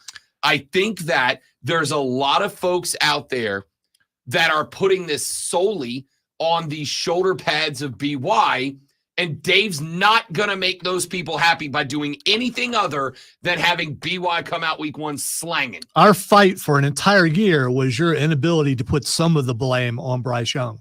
Of course, it's everyone's fault, but there's some things that he could have done better, and he didn't. He looked like a rookie. He looked scared to death sometimes. He didn't move his feet, which he even mentioned footwork in that sound clip. That's always been our fight, is that you wouldn't put some of the blame on him. I put some of the blame on him, and I did that towards the end of the season. But again, it is one thing if a guy's pinging into the walls during the NASCAR race. It's another thing if he's in a 98 Corolla and you're expecting a checkered flag out of him. He's not going to get it. The equipment's not there. He could drive the race of his life, but there's no difference between him driving the race of his life and him slamming into the wall out of turn 4 every time. He can't win with what he's got. Next time we have a NASCAR guy on, I want you to ask him that question. And I bet he says he does not finish last. I bet a NASCAR guy will say he can get the most out of that Corolla and he will not finish last. I'm a NASCAR guy. No, but you're not a NASCAR driver. At least not yet. I'll tell you what, you find me a 98 Corolla that does 175 and we'll talk. It's a perfect analogy. You may do your best to undermine it. You can't. If the pit crew's on that, they could probably make it. No, they can't. Okay. No, they can't. All right. Okay, those cars are built to do what they do. The Panthers were not built to go 175 out of turn 4. They were barely built to get up to interstate speed last year. So there are some 98 Corollas on 85 that make it look like it's possible. It's not. They usually have like neon and some LEDs and stuff. And yeah, I got to tell you, I don't hate the look. I don't. I mean, maybe down to the 98 Corolla, but the neons under cars are kind of dope. Yeah, they're pretty sweet. Yeah. Anyway, he talked about communication. He talked about wanting to be a guy who has a bond, a relationship with BY, not just a coach. Just like courage, like play. That's the wrong clip. This one. Yeah. Oh, yeah. So I talked to Bryce probably a couple times a week. You know, it's just right now we just can't launch into the whole football part of it, you know. But for me, it's about learning his story, for him learning my story, and kind of getting to know each other so we understand our style of communication. I want to know who I'm talking to, and I want him to know who's talking to him, you know. So because what'll end up happening is if we forge that relationship, then we can kind of put our guard down in terms of, like, you know, protecting ourselves from different things, or he might feel like I'm attacking him. Instead, no, it's this person who I know asking me to do something. So that's a really important piece for me. You know, Dave, if you're going to lunch into it, the best place to lunch into it, the best place, Dairy Queen. Dude. The haters. They like to drink their haterade and eat their hater tots. You're a hater. Didn't it sound like he said lunch? Absolutely. Yeah, he said lunch. I'm pretty sure. I like this out of Dave Canellis, and I'll tell you why. Yesterday, I was on the internet, an absolutely horrible place to be. I don't know if you're familiar with it. The internet can be a difficult place. And I was reading a blog post that I dare say went into territory beyond bloviating. It was from a, shall we say, advanced citizen of the United States of America. And so you mean an old person? I mean an old person. Older than me? Yes. Okay, wow. By a solid couple of 20 years. Okay, old guy. And the old guy wrote an article about just how wildly, insanely difficult it is to be a head coach in what he referred to as the, quote, opt-out generation, end quote. And I thought to myself, wow,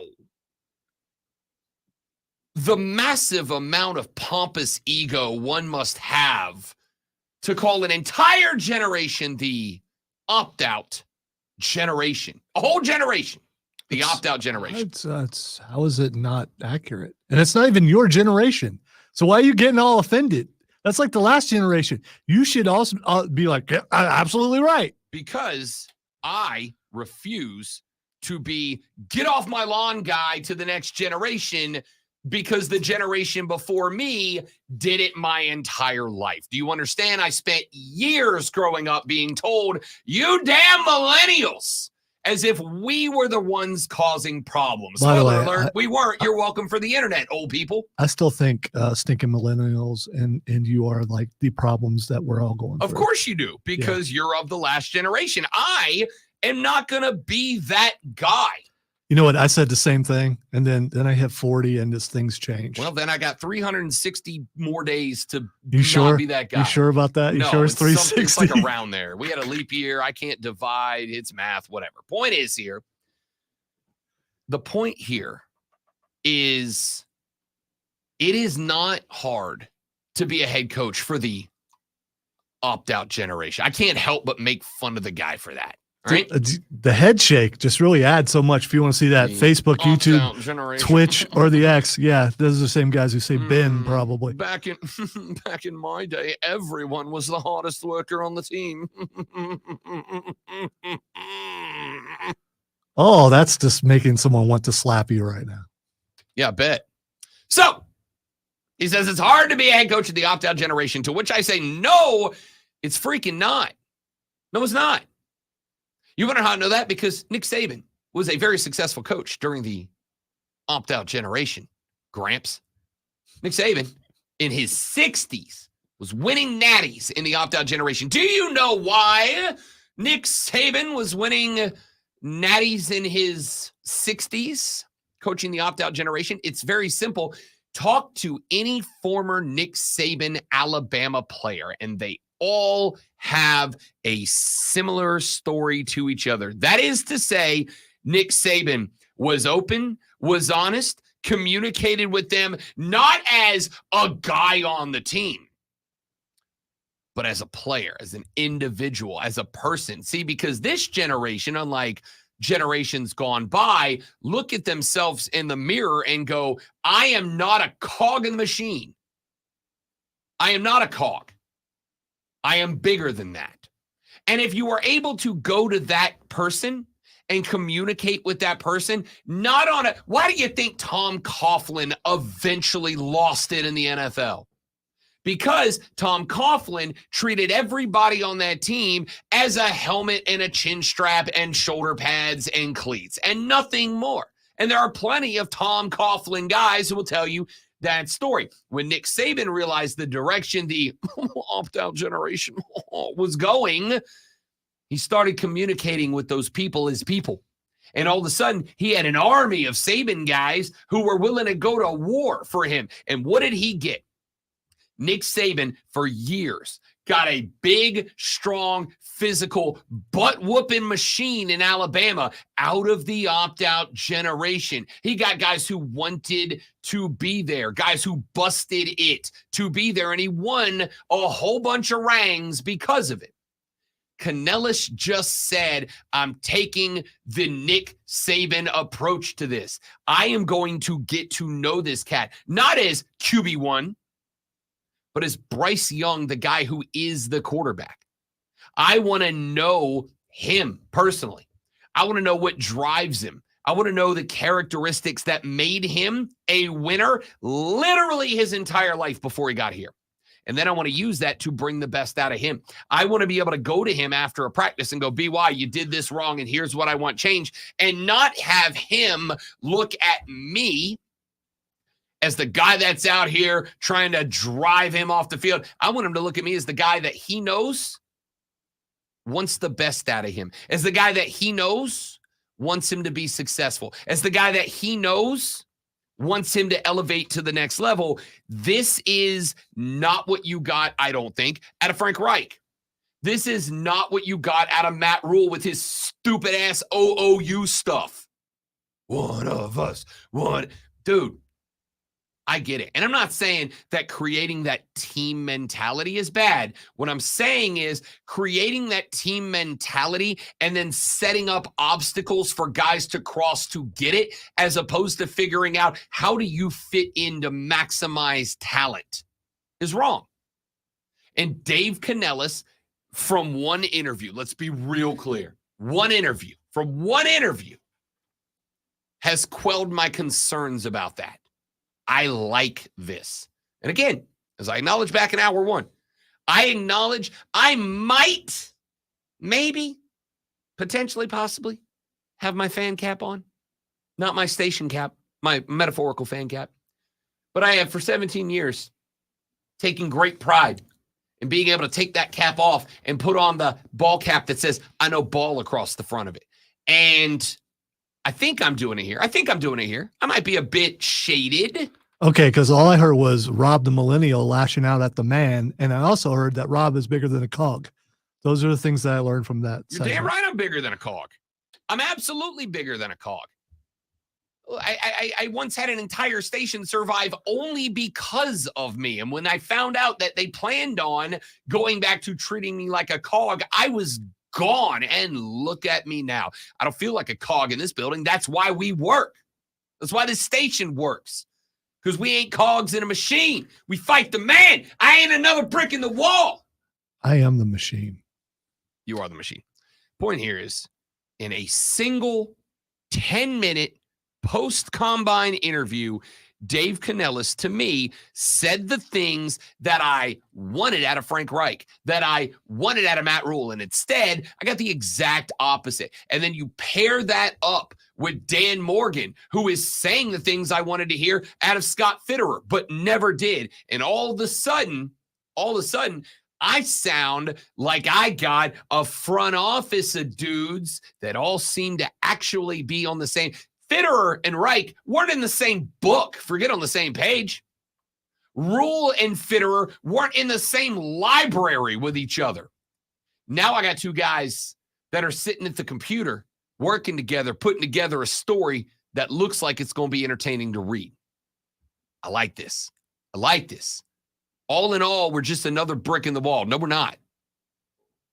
This is a dude that if what he is saying is accurate, sounds to me like he is figuring out or has figured out how to successfully bring BY out of the shock that a kid going for 18, 19, 20 years of winning everything at every level, getting thrown into the fire and getting blasted and having people go, it's all your fault. It's on you, 9. Canella seems to be the one guy that's going, let's figure out how we got here and how the hell we get out of it. And I like that. Back after this to wrap up hour number 2 of the Rob Brown Show with the Fan Upstate. Short break. Not going. I have water to drink. Enjoy that water. Water. Steven said not enough pickings in that impression. Water. Luke, good morning, buddy. Trey, Zach, Steven, Shane, Tim, Jacob. Welcome in, y'all.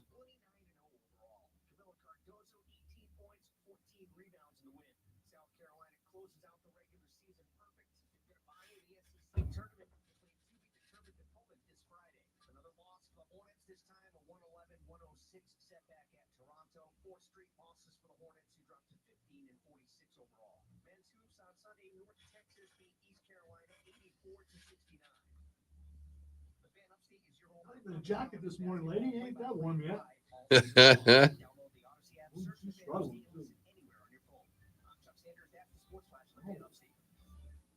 hurts me. Traffic stopped on 85, moderate and heavy now, Highway 101 to Stolen Road, over effect from ongoing road work there. Northbound 85 starting a little just a bit approach capacity, 185. You're on 29 heading north, we're looking at a little heavier traffic. Park closer. I mean, if you can't hardly walk. Northbound 291 in good shape, moderate volumes off and on, 85 to 29 interchange. This on 98.9 WORD. Traffic Center, I'm Joyce, what's on Fan Upstate. Get the one and done you want for your dog's monthly protection. Next Guard Plus, a box salon and Tri-Wrinkle Chewable Tablets. Protects against fleas, ticks, heartworm disease, roundworms, and hookworms. All in one delicious flavored soft. Did you watch the AEW soccer match last night? Yo, Trinity Rodman is a G, my dude. Alex was getting into it. I have not watched all of it. I watched a little of it this morning because I didn't go to bed last night. So I watched a little bit of that. I watched a little bit of the NASCAR race at Las Vegas. And I watched all of All Elite Wrestling Revolution, and it was the best pay-per-view of the year, any company thus far.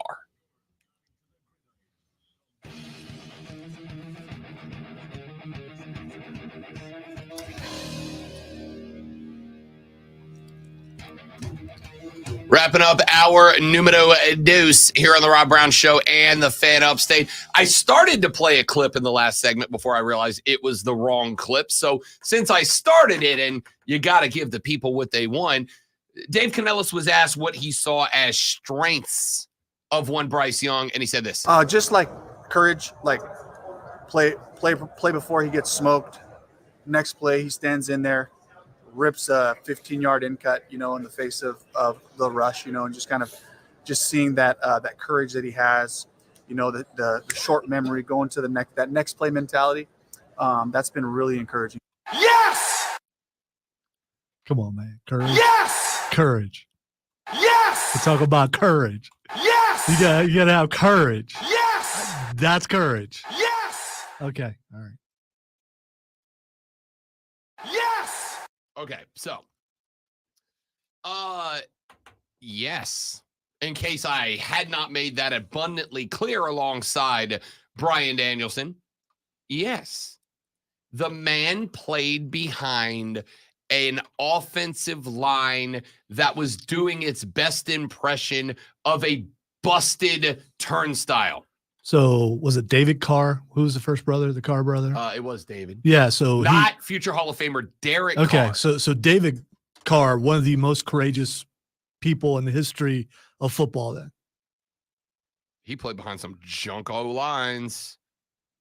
I don't think that this, I don't think we need to figure out a brand new system to quantify courageousness.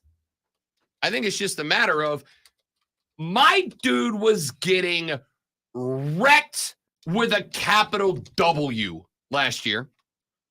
And yet, in the face of the wreckedness that he kept taking, he kept coming back for more. It would have made a lot of sense. Yeah, he kept coming back because it's his job. I mean, it's not like, I don't know how that's courage. I guess courage to not quit. It is not. It is not about quitting. It is more about when you know that when you take a 5 or further step drop, you are going to get blasted through your chest. And yet BY stood in that pocket. Stood in the pocket. I seem to remember Joe Burrow, like the season before and the other couple seasons, he was like one of the most sacked guys in. Yeah. And you know what he did though? He was able to win. Was he courageous? I guess. Tell maybe? you what. You give BYT He had Higgins, better receivers. Yes. So that means, yeah, okay. Yes. Sure. 100. How is that not? Let's go run outside. How's that not courageous? It's not courageous. I didn't say courageous. Okay. How's All right. that not a factor? Let's go run a race. You wear flip-flops. I'll wear trainers. Let's see who wins. Let's face it. We might as well have walkers if we're both trying to race right Dude, now. I was watching the offensive line yesterday, Ron, and I was like, God, I am out of shape bad. Dudes are turning in 4.8s at 320. You know, I ran a 5.12 at 30, trying out for the Rhinos. I want to talk more about the trying out for the Rhinos part. Yeah, it was. I was. Please tell me this was indoor football. Yeah, it Yes! was for what was then the Bilo Center. Yes! It's now the Well. Yeah. How have I never heard about? Do they sell? You Rhinos? have. You just. I mean, people forget when I talk. Actually, no. I sometimes. think you have told me this story before. Yeah. Greenville Rhinos. Oh, I've got a license plate at home. It was sweet. It was. There is now a Carolina Rhinos. It looks like a youth football association.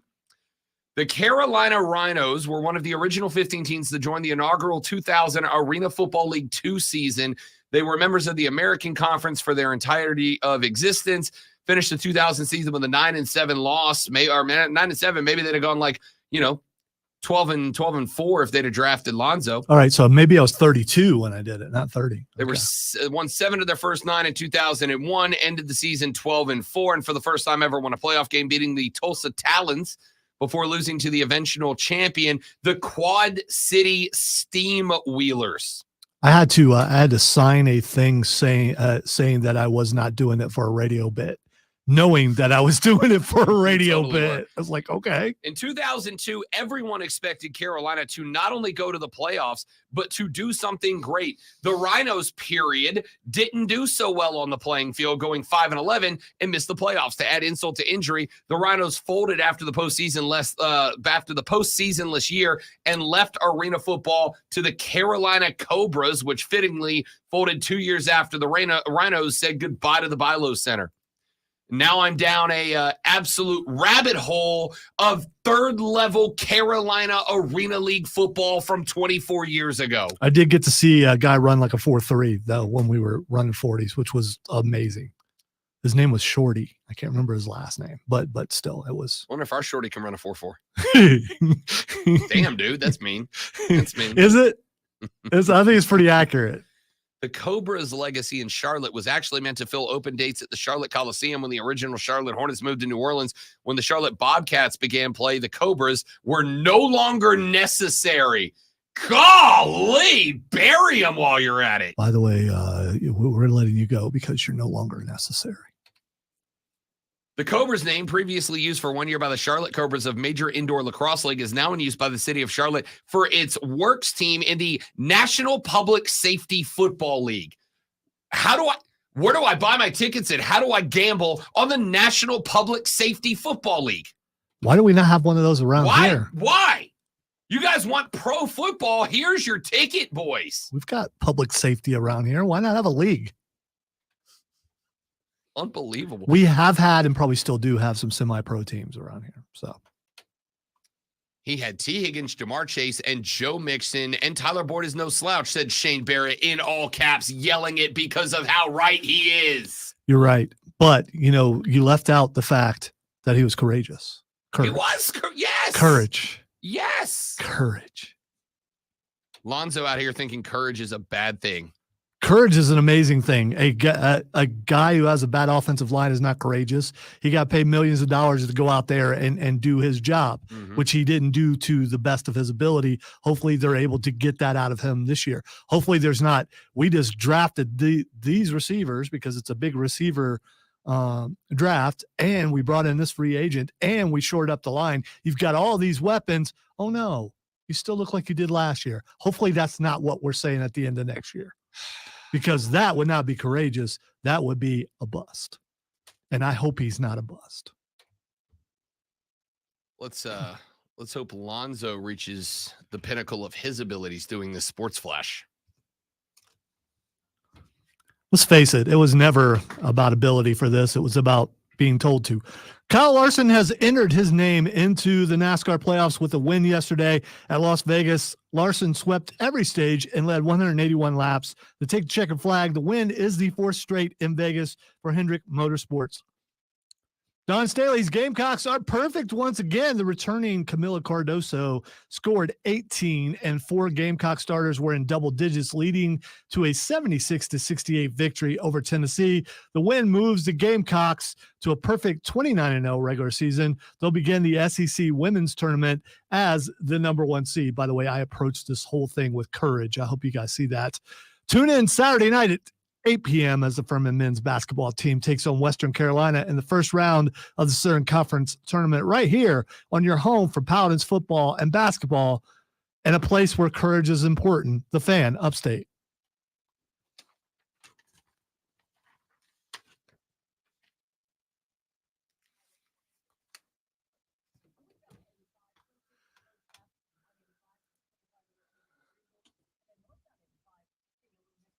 Oh, yeah. Courage.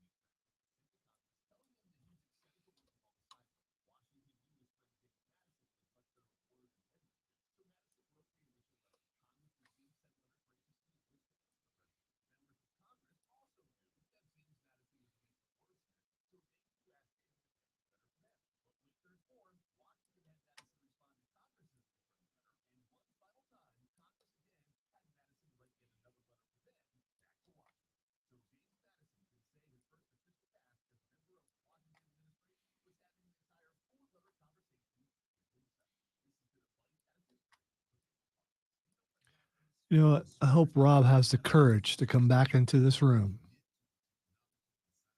You can tell him I said that, Moles.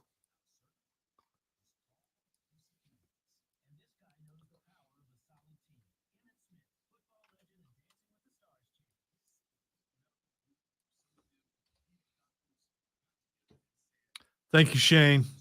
I'm proud of your courage too, man, for staying on the stream. Rob found the courage to make it back in the room. We were uncertain about that, but he's here. Wouldn't miss it.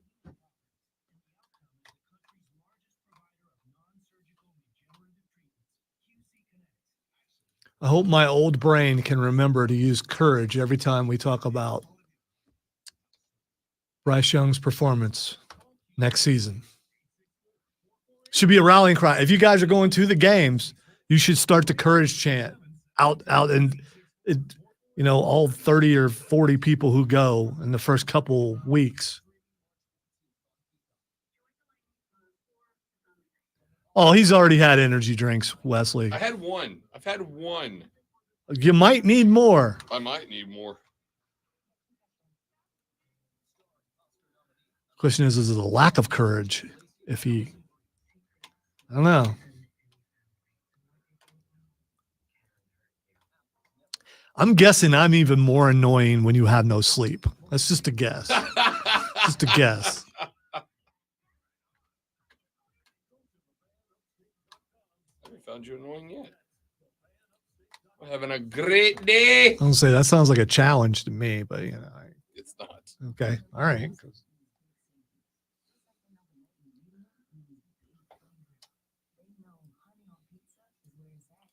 Honey on Yeah, pizza? it's Pizza Hut. I've been tempted.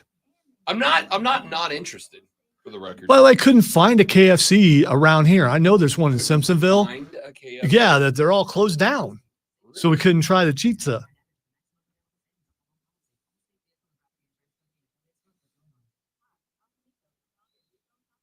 I don't know. Is that code, Shane, or is that like an actual kind of energy drink? Ghost Tropical Mango. No, yeah, I'm gonna try Ghost. I've been on the Celsius kick for a minute. Somebody won me over to Celsius not too long ago. That's courageous of you to Thank try you. something different. Thank you. I was just doing my job, Alonzo. Just doing my job. I mean, that's how I look at it, but other people would Doing my consider it job. courageous.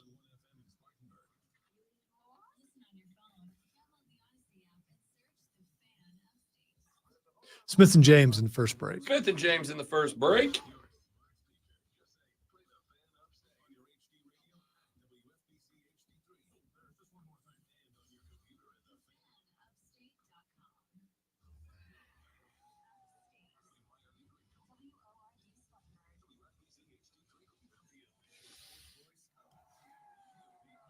No, man. Coffee is for old people. I can't do coffee. I've tried every kind of coffee. Frozen, not frozen, iced, lattes, macchiatos, Americanos. I don't know why I started talking like this all of a sudden, dude. Bro.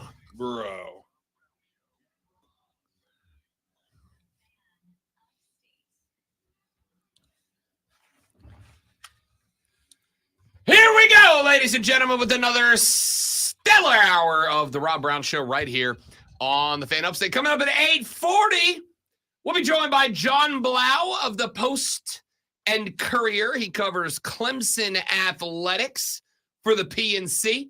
He will join us right here on the radio program where we will discuss the Clemson Tiger basketball team after a, let's just say, disappointing L taken on the road at Notre Dame. I am not ready to panic. Some of you are. We're going to ask John Blau if he thinks it is yet time to panic over the Clemson Tiger basketball program, the annual Brad Brownelling question mark, or just a blip on an otherwise pretty successful radar. We will address that coming up with John Blau at 8:40 on the show this morning, and looking forward to that conversation. But before we get there, let's get to a couple of other things on the news list. I will start with this. Chris Mortensen, 72 years old, passing away yesterday. And I hate it because Morty was one of, to me, in an era of ever-increasing hot takiness, Chris Mortensen was one of the dudes who, to borrow an expression, kept it real, man.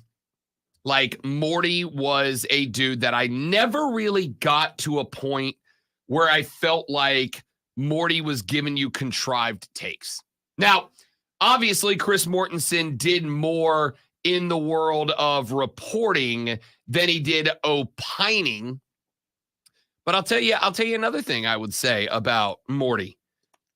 Morty felt to me like a dude that, and I don't have, I mean, I've got a bunch of these guys, but not like we used to. Morty before there was Schefter, there was Chris Morty. Mortensen. 1991, dude broke into the ESPN scene. And you are spot on accurate with that. Before Shefty bombs were a thing, Morty bombs were a thing. And here is the difference. And for the record, I like Adam Schefter. Adam Schefter had himself a bit of an issue last year. Some of you will remember the point in time. Some of us will never forget. That is fair. Lonzo's never going to stop throwing the dirt on Shefty. And frankly, I can't blame him or fault him for it. Last year, there was an incident where Adam Schefter had an email leaked. And that email was an email to the owner of a team that basically said, "Hey, bro, I got this news story. I got to break it, but tell me how you want me to frame it. How would you like me to spin this story?" Basically.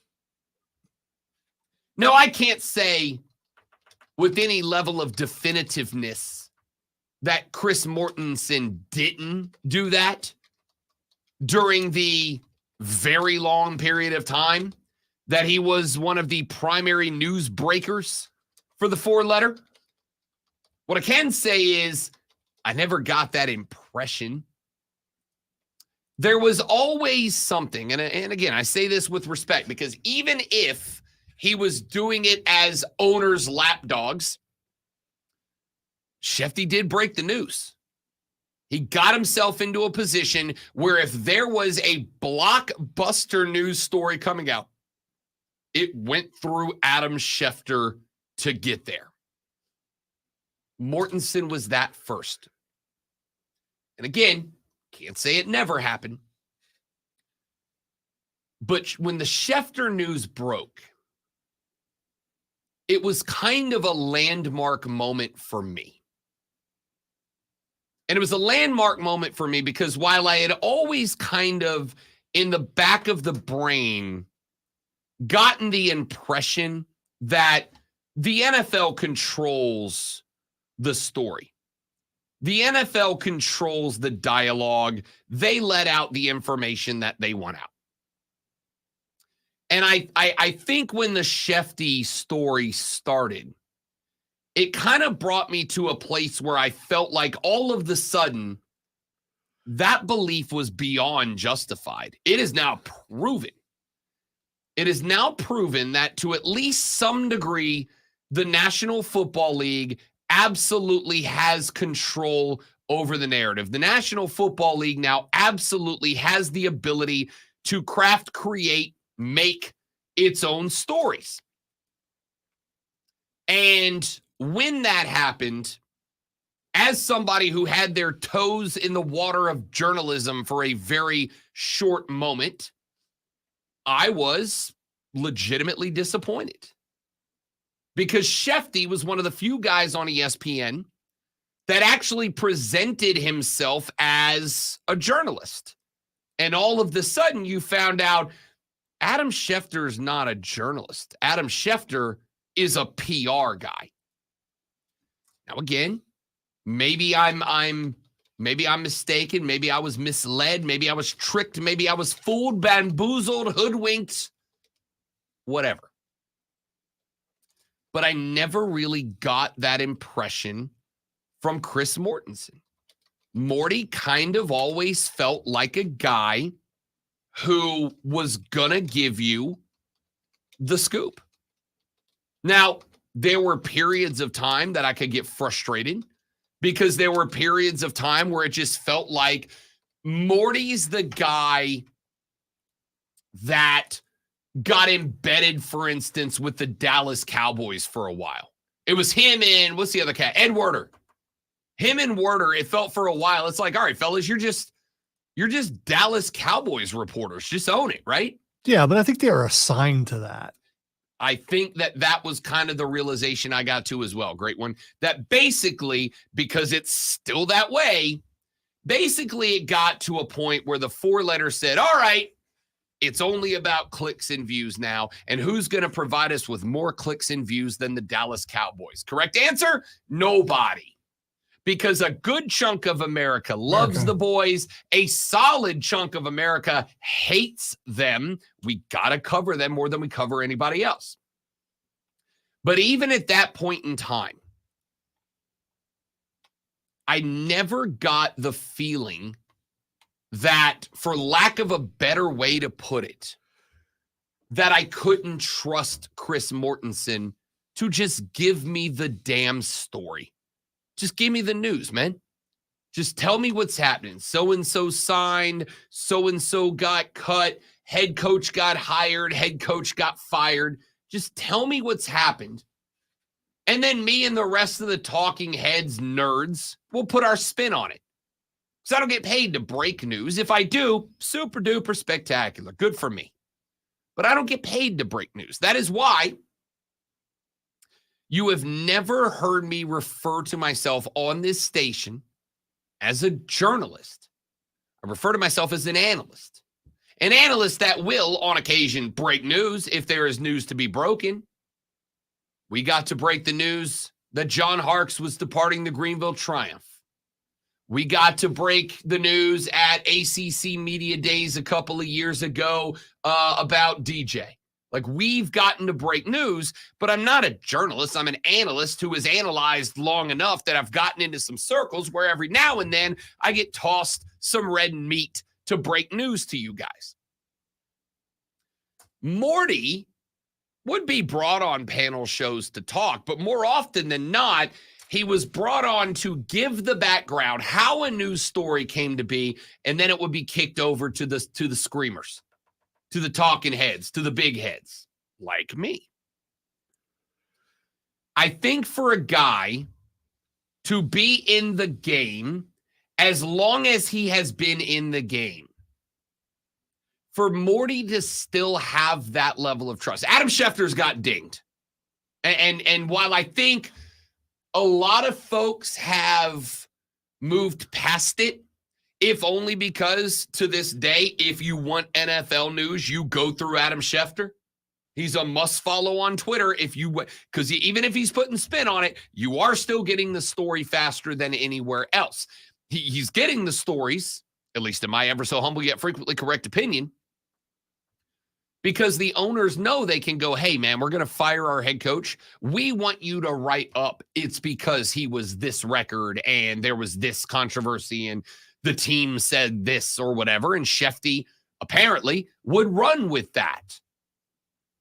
He was willing to compromise on the journalism side of it in order to be the first guy with the scoop and to drop the Shefty bomb on us. I didn't get that out of Chris Mortensen. Now, if you have listened to the show for any length of time, one of the more controversial takes that I have had for a long time is I don't agree with the concept of don't speak ill of the dead. I don't care. If you were a crap person in life, I'm going to talk about you like you were a crap person in life. I don't venerate someone just because they've passed. I venerate them based on what they did in life. And again, I didn't know Chris Mortensen personally. I met him for about 60 seconds one time at a Senior Bowl in Mobile, Alabama. And it was in a conversation with about 7 people. He was very cordial, very polite. This was well before the cancer diagnosis back in 2016. But he was very cordial. He was very polite. Good firm handshake. And then he was on to do more business reporting out of the Senior Bowl. I don't know Chris Mortensen. What I can say, somebody in this game for a very long time who needs to be tuned into the news, because if something breaks at 7 p.m., I got to be able to talk about it at 7 a.m. Morty, more than anybody else in the NFL circle, was the go-to guy. I'll put it this way. I have been, shall we say, disappointed in the last couple of years with the product, non-sports, that ESPN has put out. And it's not about the politics or the social justice stuff or whatever. To each their own on that. What I've been disappointed by is there has been a dramatic decrease in sports coverage and analysis, and a dramatic increase in, at any given time, pick one of three names out of a hat, and that person is on television screaming talking points. And not like well thought out, deep dive analysis that leads to original opinions. Nay, it is you either take this side or that side and you yell about it for a couple hours. Some of you are saying, Rob, wait a minute, don't you get paid to yell into the microphone? And the answer is yes, I do, because my life is awesome. But I have also, as I've said many times, staked some pride on the fact that I'm not doing hot take radio. I believe that in every conversation there is nuance. Not everything is black and white. The world exists in shades of gray. And if you can't navigate the gray area, you're going to have a real struggle in life. But we have devolved our sports coverage into it's either left or right, up or down, black or white. There is no nuance. There is no middle ground. And so in an age where ESPN has, and I'm not just saying ESPN, they just happen to be the company that Mortensen worked for, a lot of, if not most, sports outlets are primarily leaning on that type of radio, television, whatever. So in an age where that has become more and more prominent, in an age where that has become more and more commonly the accepted way to broadcast in the world of sports, you could lean on a guy like Chris Mortensen to just give me the damn story. Tell me the who, what, where, when, why, and occasionally the how of a news story. That's not to say I don't want opinion makers on my TV. When I get done in the fortress of nerditude every day and I pop into the car on the drive home, one of my favorite things to do is open up the Odyssey app, go to the sports section, and pick a random station from a random town that has a random local sports talker on it and just listen to what other people are doing. I like good sports opinion. I like good sports opinion that has nuance and context. But when it's time for the news, I want the who, the what, the where, the when, the why, and occasionally the how. And I think Morty did that. Down to the last few days he was on ESPN, when Chris Mortensen had a mic, when Chris Mortensen was on television, for the duration of his career, it felt to me like I could trust Chris Mortensen to just give me the daggum news. Just tell me what happened, tell me when it happened, how it happened, why it happened, and who it happened to, for, around, or next to. Just tell me. That's all I want. That's all I want. I'll come to the opinions later. Just tell me what happened, and then I'll form my opinion off of that. What I don't want is, here's the news flavored with my opinion. I don't want that. Sometimes I just want a guy to sit in a chair and look into the camera and go, the Dallas Cowboys just cut so-and-so. He was there for 4 years. He had this success rate. Now he's a free agent. He's expected to bring in this much money. And there's the news. That's all I want. And I think Morty did a good job of that. In fact, if you ask me right now to list the top 5 NFL news breakers, it's like Mortensen, Glazer. Who else? Honestly, who else? It was Morty and it was Jay. And even Glazer. I like Jay Glazer a lot. But even Glazer, like they've, especially on the Fox pregame show, they've kind of gotten to the point where Jay's like, here's the who, what, where, when, and how, ... and here's my take on it. And I don't mind that. Oh, there are guys like Ian Rappaport and some guys like Rappaport is up there. That are starting. Probably on that list. are starting to become those guys, the Sure. next generation of guys that you look to break that kind of news. I'd say I'm good with putting Ian Rappaport on the list. I'm probably good with putting Pelissero on the list. I mean, I'm not saying there's none out there, but Mortensen did it since 91. And during that entire stretch, there wasn't a point where I was like, oh, this guy's shading the news. This guy's still like tinting the story. I remember they just showed a clip of it and it kind of sparked the memory. When Mortensen years ago was talking to the then owner of the Indianapolis Colts. And it was draft time. Morty was doing an interview. And he said, we're looking at this quarterback. And the owner was like, or Morty was like, Mel Kiper Jr. says, this was early in the Mel Kiper. This was back when Mel had like the glory mullet. Like the hockey. Like if Mel Kiper came on TV, you thought he was a hockey player, not an NFL draft analyst. And he said, Mel Kiper Jr. says blank. And the owner looked at Morty and was like, who the hell's Mel Kiper Jr. and why should I care what that guy says? Is he in a war room?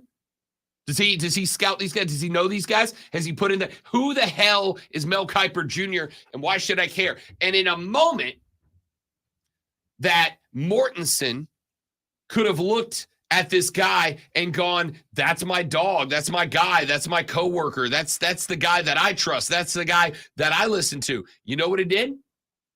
He held the mic in front of that guy and let him get it out there. Let him say his piece. Let him have his opinion. Let him give his take. And then when it was over, he went, thanks for that opinion. Thanks for that take. Back to you in the studio. That's what I want.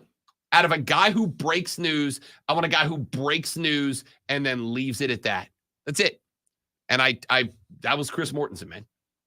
72 years old, passing away yesterday. R.I.P. to a legend, man. Like there's a lot of guys in this game that I'm one of them would give everything they had to have the impact on the game that Chris Mortensen did. To have the impact, that's not true. Not to have an impact on the game like Morty did, Lonzo, to have an impact on the fans like Chris Mortensen did. I agree. He's one of those guys that you saw and you immediately trusted what he was saying. And you can't do that for everybody on TV. You can't. Not anymore. And again, there were a lot of guys breaking news back in Morty's heyday that probably were, trustworthy and whatever. Mortensen found a way to navigate into the hot take era and just still be a football journalist. And I can't tell you how much I appreciate that. All right, let's take a break. We'll come back here in just a minute. RIP to a legend.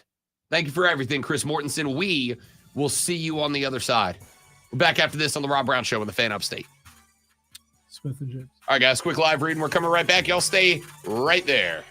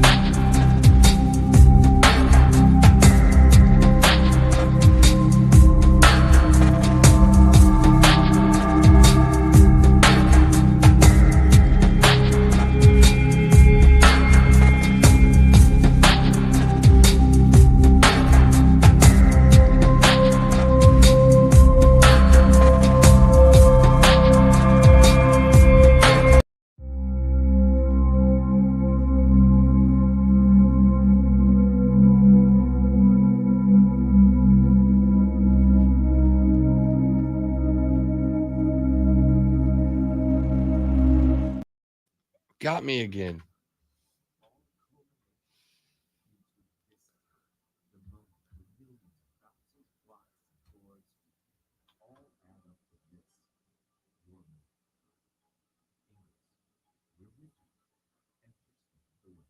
Pluto TV won't cost you a thing because everything is free.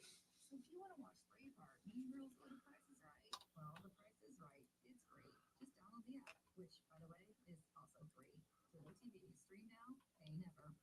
Hi, Discover. It's Jennifer Coolidge. I just want to thank you for the cash back on my groceries. No problem. Discover Cashback Debit gives everyone cash back. Anything else I can help with? You want to start this on me? Eligibility in terms of Discover.com/cash.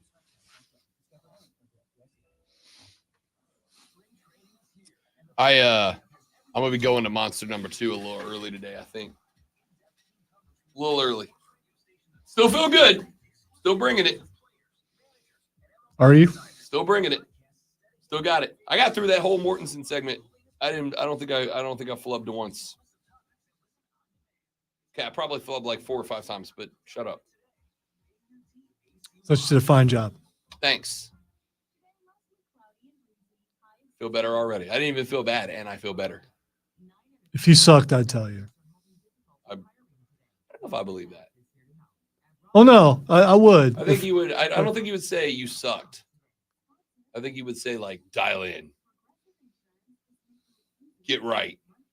Get it together, man. That was subpar. Heath Slater was there that late at night, man. He can't be there. He got kids. Well, they have bedtimes, once they're asleep. He got kids.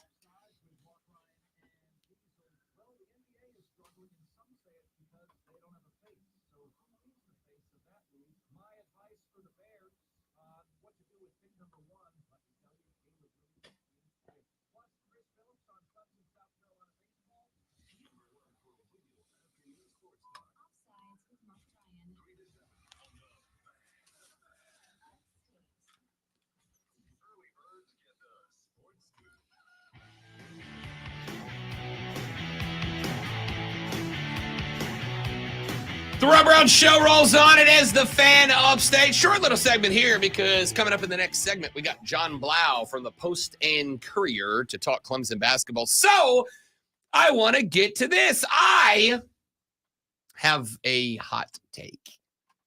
Here's my hot. I know I just did a whole segment about how I loved Morty because there was no hot takes. I have a hot take. I like coaches getting petty. I like it. I like it a lot. I like, and I hear all the time when you get petty, you let the other guy win. I don't care. I don't get petty. It's a game. It's supposed to be fun. There's some passion in it, man. I like getting petty. It's fun to me. Well, Shane Beamer's getting piled on right now because he got petty over the weekend. James Coley left after being there since late January. They got themselves a new wide receivers coach. And in a press conference, when asked about it, old Shane-O said this. I didn't think we'd be here again introducing a wide receivers coach, but it is what it is. The previous receivers coach made a decision that he felt was best for his family. We collected the $450,000, then some, that we were owed for violating or leaving his contract. And then it allowed us to go out and hire an even better wide receivers coach in my mind. And then that's not a knock on anybody, but that's what I feel about this guy right here, that the first time around didn't talk to him just because I knew kind of what I wanted to do with the position, with some of the staff shuffling that I did after the season. And that's what I did previously. But now that we had an actual search for a wide receivers coach, it was a great opportunity to bring someone in to make us better. Didn't think we'd be here again. All right, Shane, we got it. Stop. Thanks. So the other guy wasn't going to make you better, but this guy is. I just let me be abundantly clear. If you think about what Shane just said for even 3 seconds, none of it makes sense. Okay, the only thing that makes sense is we got $450,000 out of Georgia, and that's a nice little boost. Sure, that makes sense. Nothing else he said makes sense. Okay, respectfully to the new guy, you're not this isn't a better hire. This is respectfully to the new guy. He's coming over from Limestone. Respectfully to Limestone. That's not a guy who was at A&M. That's not a guy who was at Georgia. Okay?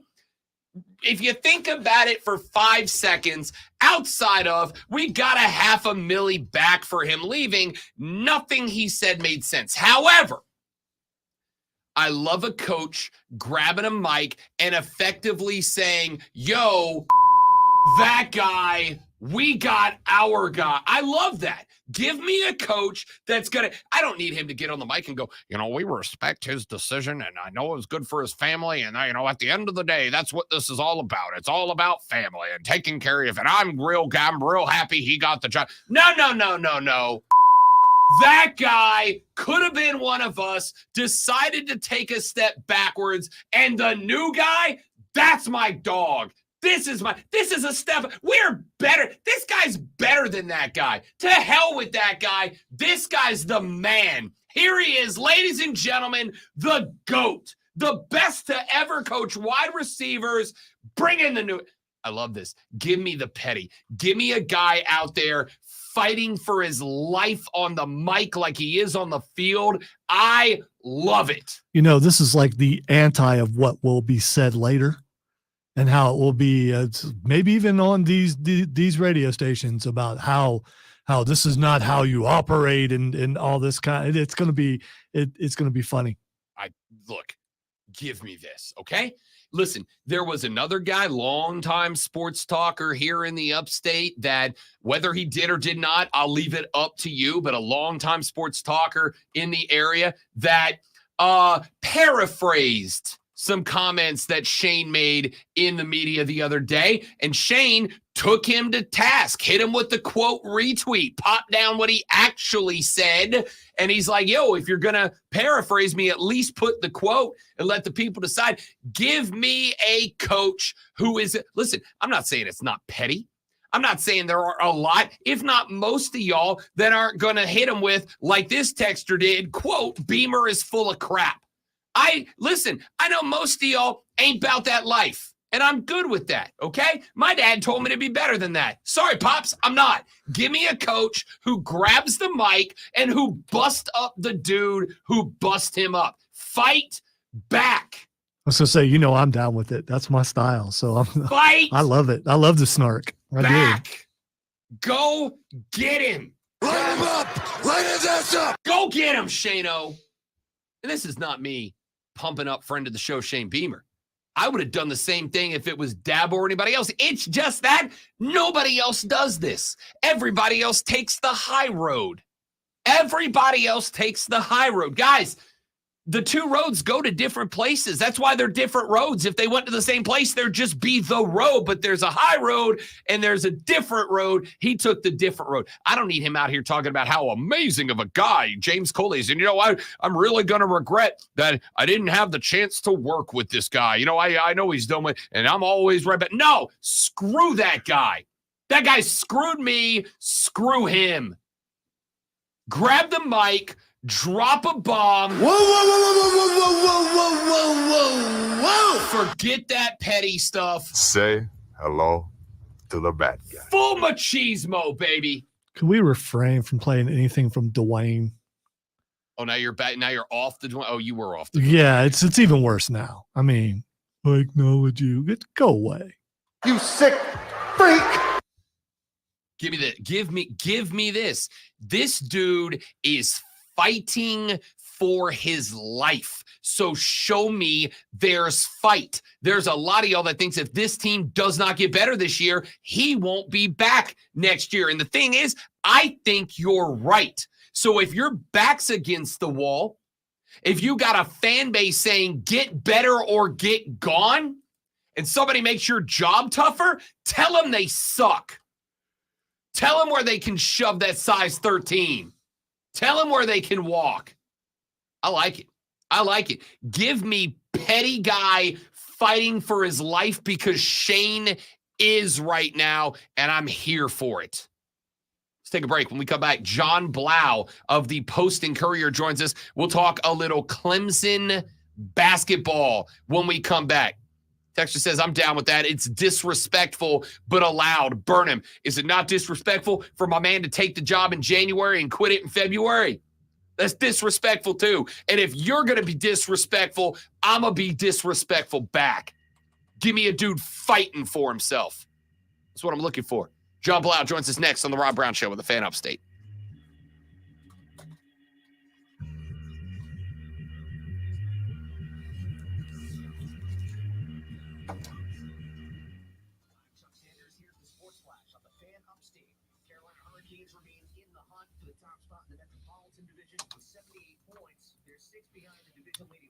This All right, is, guys, we're gonna this is step the away theme for of the just a show, minute. Shane. I just got, yeah, we're going to step away, but because we have the courage to step away. We have the courage. That's what to we're do gonna what do. Needs to be done. We don't have Darby Allin courage. Stupidity? Blurred line between the two? Yeah, it's just pretty stupid. Blurred line. Yeah, it's- We're going to step away and get John Blau lined up. We'll come right back. Y'all stay right there. Be back in just a minute.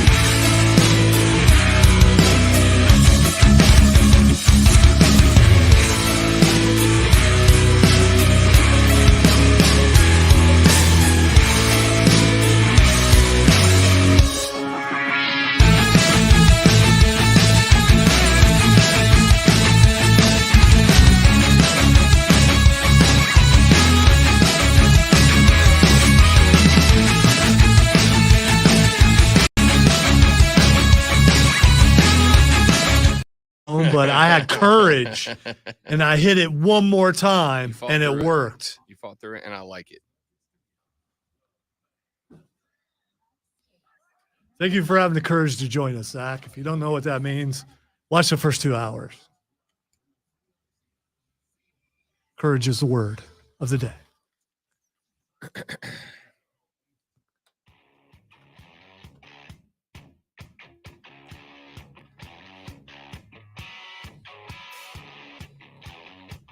The Rob Brown Show back on your radio and your computer and your laptop and your tablet, your PC, wherever you might be watching or listening. We are glad to have you. My name is Rob Brown. On the other side of the metaphorical glass, the guy in charge of the radio broadcast, heck, the whole radio station, the great one, Lonzo. And joining us now on the phone line, as he does every Monday, he is a Clemson reporter for the Post and Courier. He is John Blau joining us now. John, what's up, big dog? Welcome back. Good to have you, man.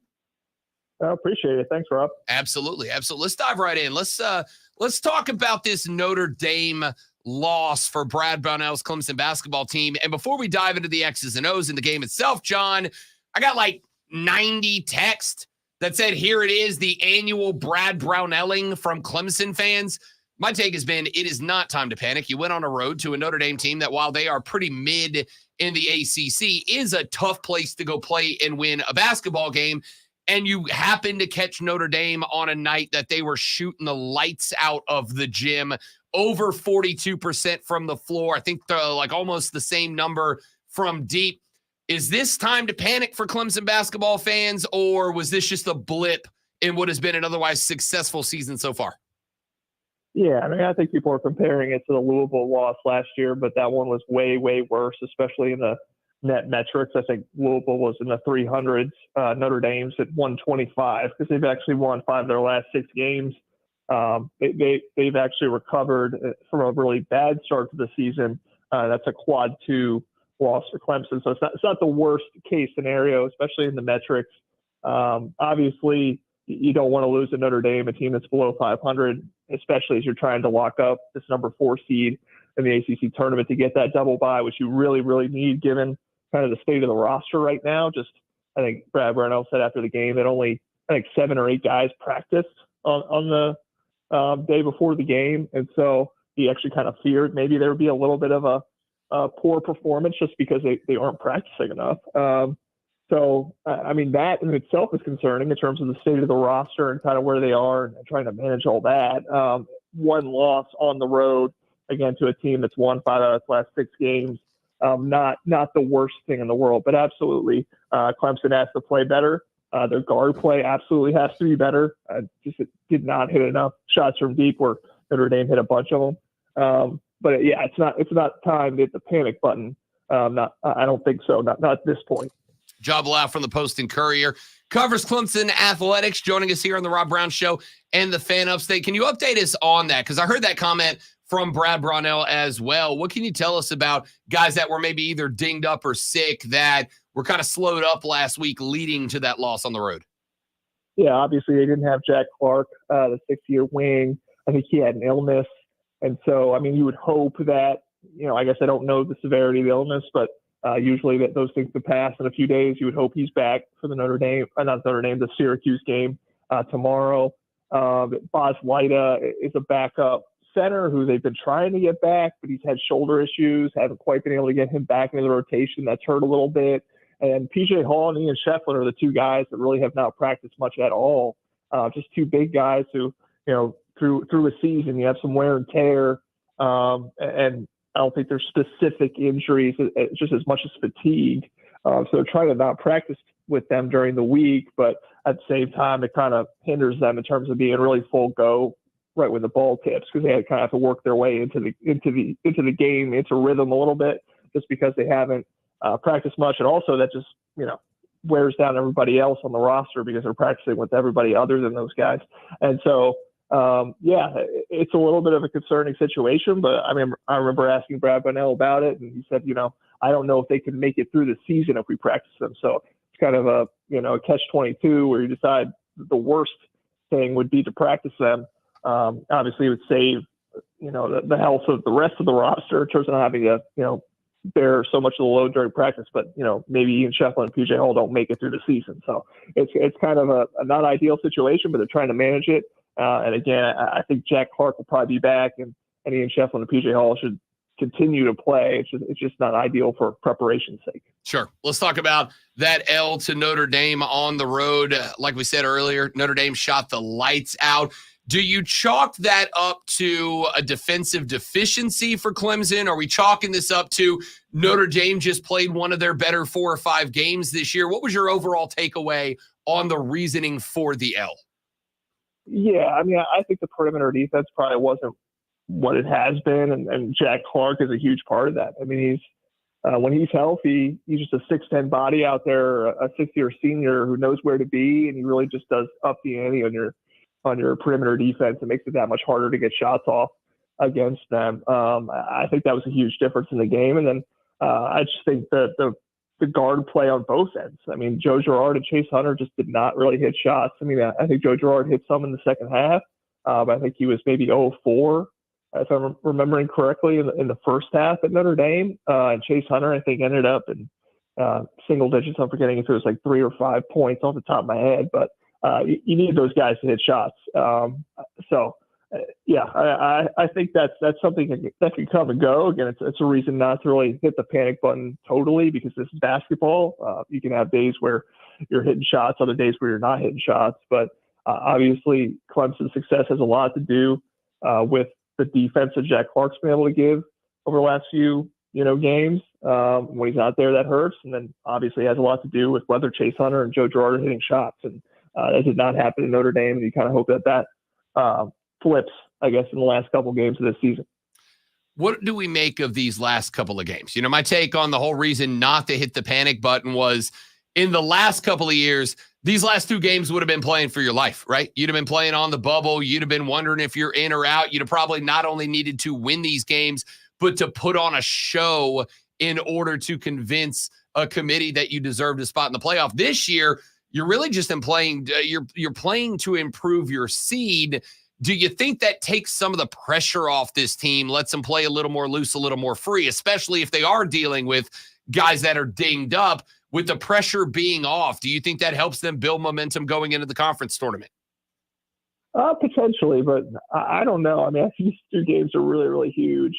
Just because, again, that the health situation we were talking about, you want to lock up that top 4 seed in the ACC tournament and get that double bye. Because if you were to, say, lose both of these games and then you do not have the double bye, the ACC tournament, you have you have to play a couple games. Maybe you make it through the first, but not the second. Then you're making things a lot more interesting than they need to be. And so, I mean, I think you could probably split these games. It'll be okay. I mean, if you drop either Syracuse or Wake Forest, it'd be all right. If you lose both, that is, again, kind of what the fan base is a little worried about in terms of, the Brad Brunelling or whatever you want to call it towards the end of the season. So, yeah, I mean, I think, there doesn't need to be a ton of pressure, but I think there certainly is plenty of urgency just because how important that number 4 seed is for them right now, just with their particular circumstances. But yeah, in terms of the tournament, I mean, I think barring, again, like 2 straight losses and maybe losing in the first round of the ACC tournament, you're not going to be on the bubble. You did enough in the non-conference where you should be solidly in, but I don't think you want to mess around with that too much. You probably want to take care of business these last couple games. Could not agree more. John Blau from the Post and Courier here on the Rob Brown Show, talking a little Clemson basketball. Dabo in the past, John, has said, as a head coach, you can do all you can do to try to keep the public from getting into these guys' heads. But at the end of the day, social media is a thing. It's obviously easier now than ever to get your opinion shared around, even when it's a real bad opinion. Do you think that, in your experience, this team, should they drop one? Heck, hopefully not. Should they drop a pair to end the year and the fans start to panic for the annual Brad Brownelling? Do you think this team has the mental fortitude to kind of look past maybe a trip up or 2 on the way out the door and kind of maintain that positive mentality going into tournament time? I mean, I would think so, just because, again, Joe Girard's a veteran guy, Jack Clark's a veteran guy, TJ Hall's a veteran guy. I mean, this is a very veteran team. And you would hope from what you saw earlier in the year, I mean, obviously starting off 4-6 in ACC play to go on the tear that they had in the middle of ACC play to kind of put themselves in this position. We've seen before them have bad stretches and kind of bounce out of it. So, I mean, I wouldn't count them out until it's completely over. I mean, I would think that even if they drop one more game, let's say for some reason have a bad loss to Syracuse tomorrow night, I mean, I think this is a team that absolutely can, put that behind them, win at Wake Forest, do some things in the ACC tournament. You would think that that's incredibly possible just because of the experience they have. Again, these are not young guys. These are guys who have been through the wars. They've had the ups and downs. If they have some downs, they can absolutely turn them into some ups. So, yeah, I mean, I think this is a resilient team to a degree. Whether, it actually pans out, I don't know. Don't want to predict the future, but I think there's a chance they could absolutely, wade through some of this stuff if the social media voices are getting a little louder towards the end of the season. Talk to me a little bit about where Brad Brownell's got to be right now. He got the vote of confidence last year. A lot of Clemson fans were kind of ready to move on. He gets one more year. Obviously important for him to have a showing this year to kind of prevent ending up in that same cycle again this upcoming off season.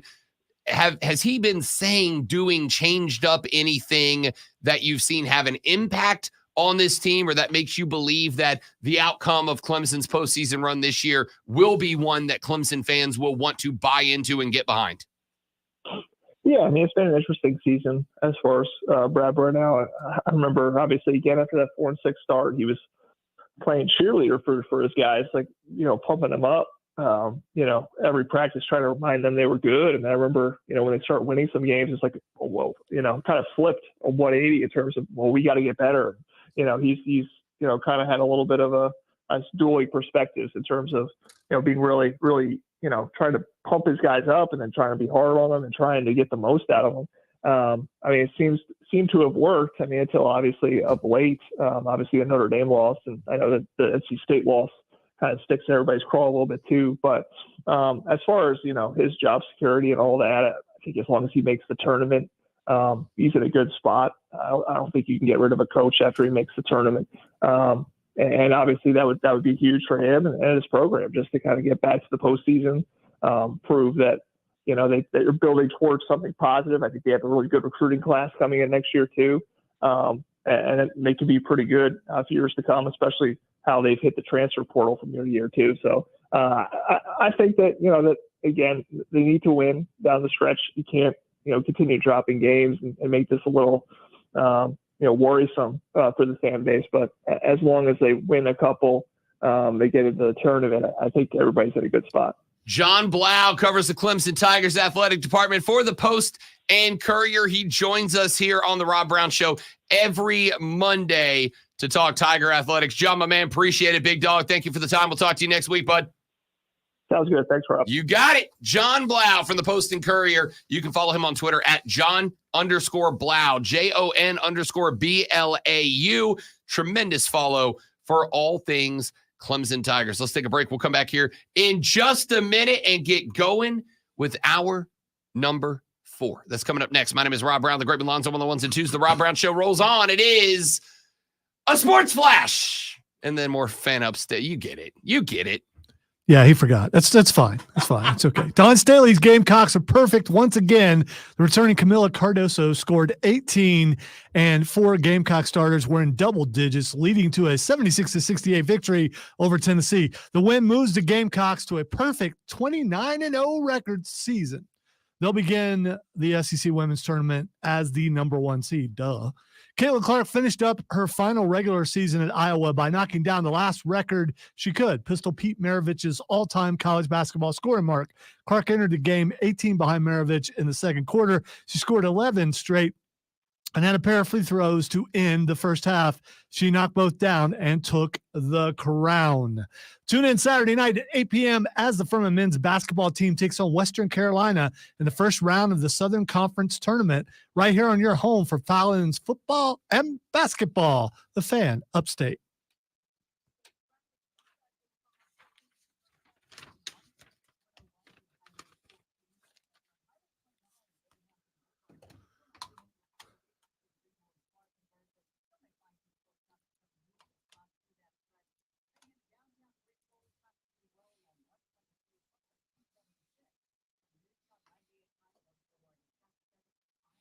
I wasn't whipping my hair. I was stretching my neck.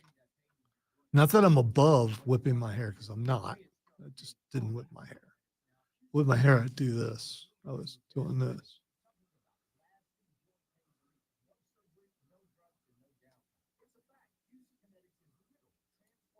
Oh, man. Tag on it. Oops.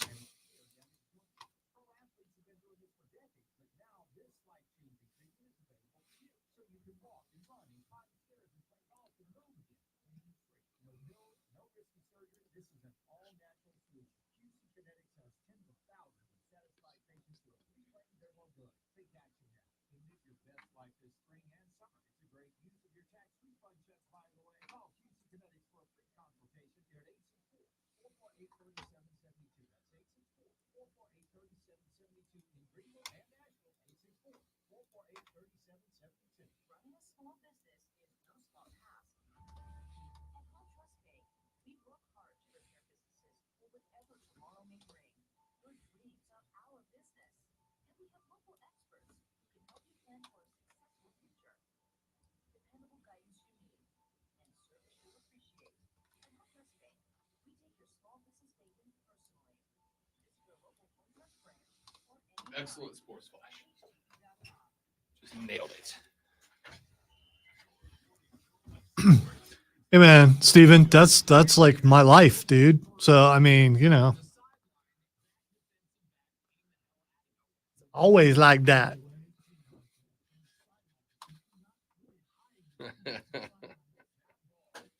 It happens, man.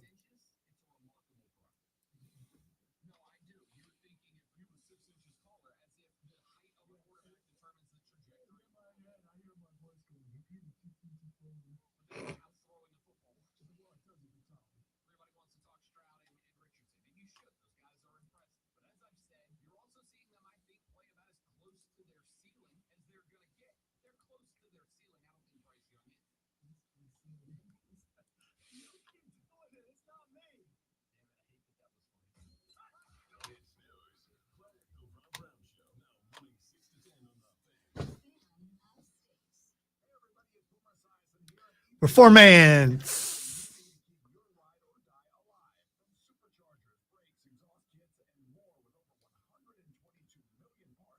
Make sure you take care of your performance. I'll tell you right kid. now, South Carolina, if they end up against Caitlyn Clark, is going to be a national underdog. They will be the heels. I don't know. I mean, no, I'm not going to agree with you.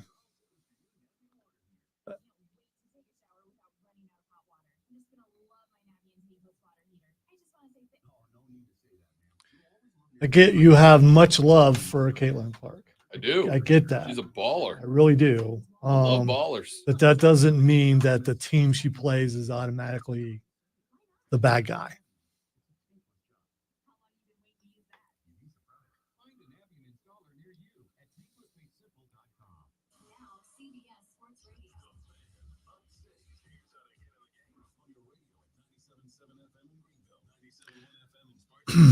I would have already been rooting for them anyway, James, but even more so now. Because, okay, you got your scoring title. Shut up. Let's let the real winners take care of business this year, hopefully.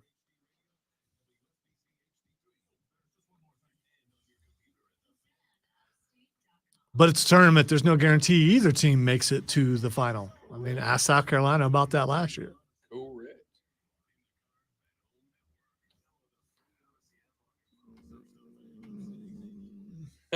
I won't know who to disrespect more.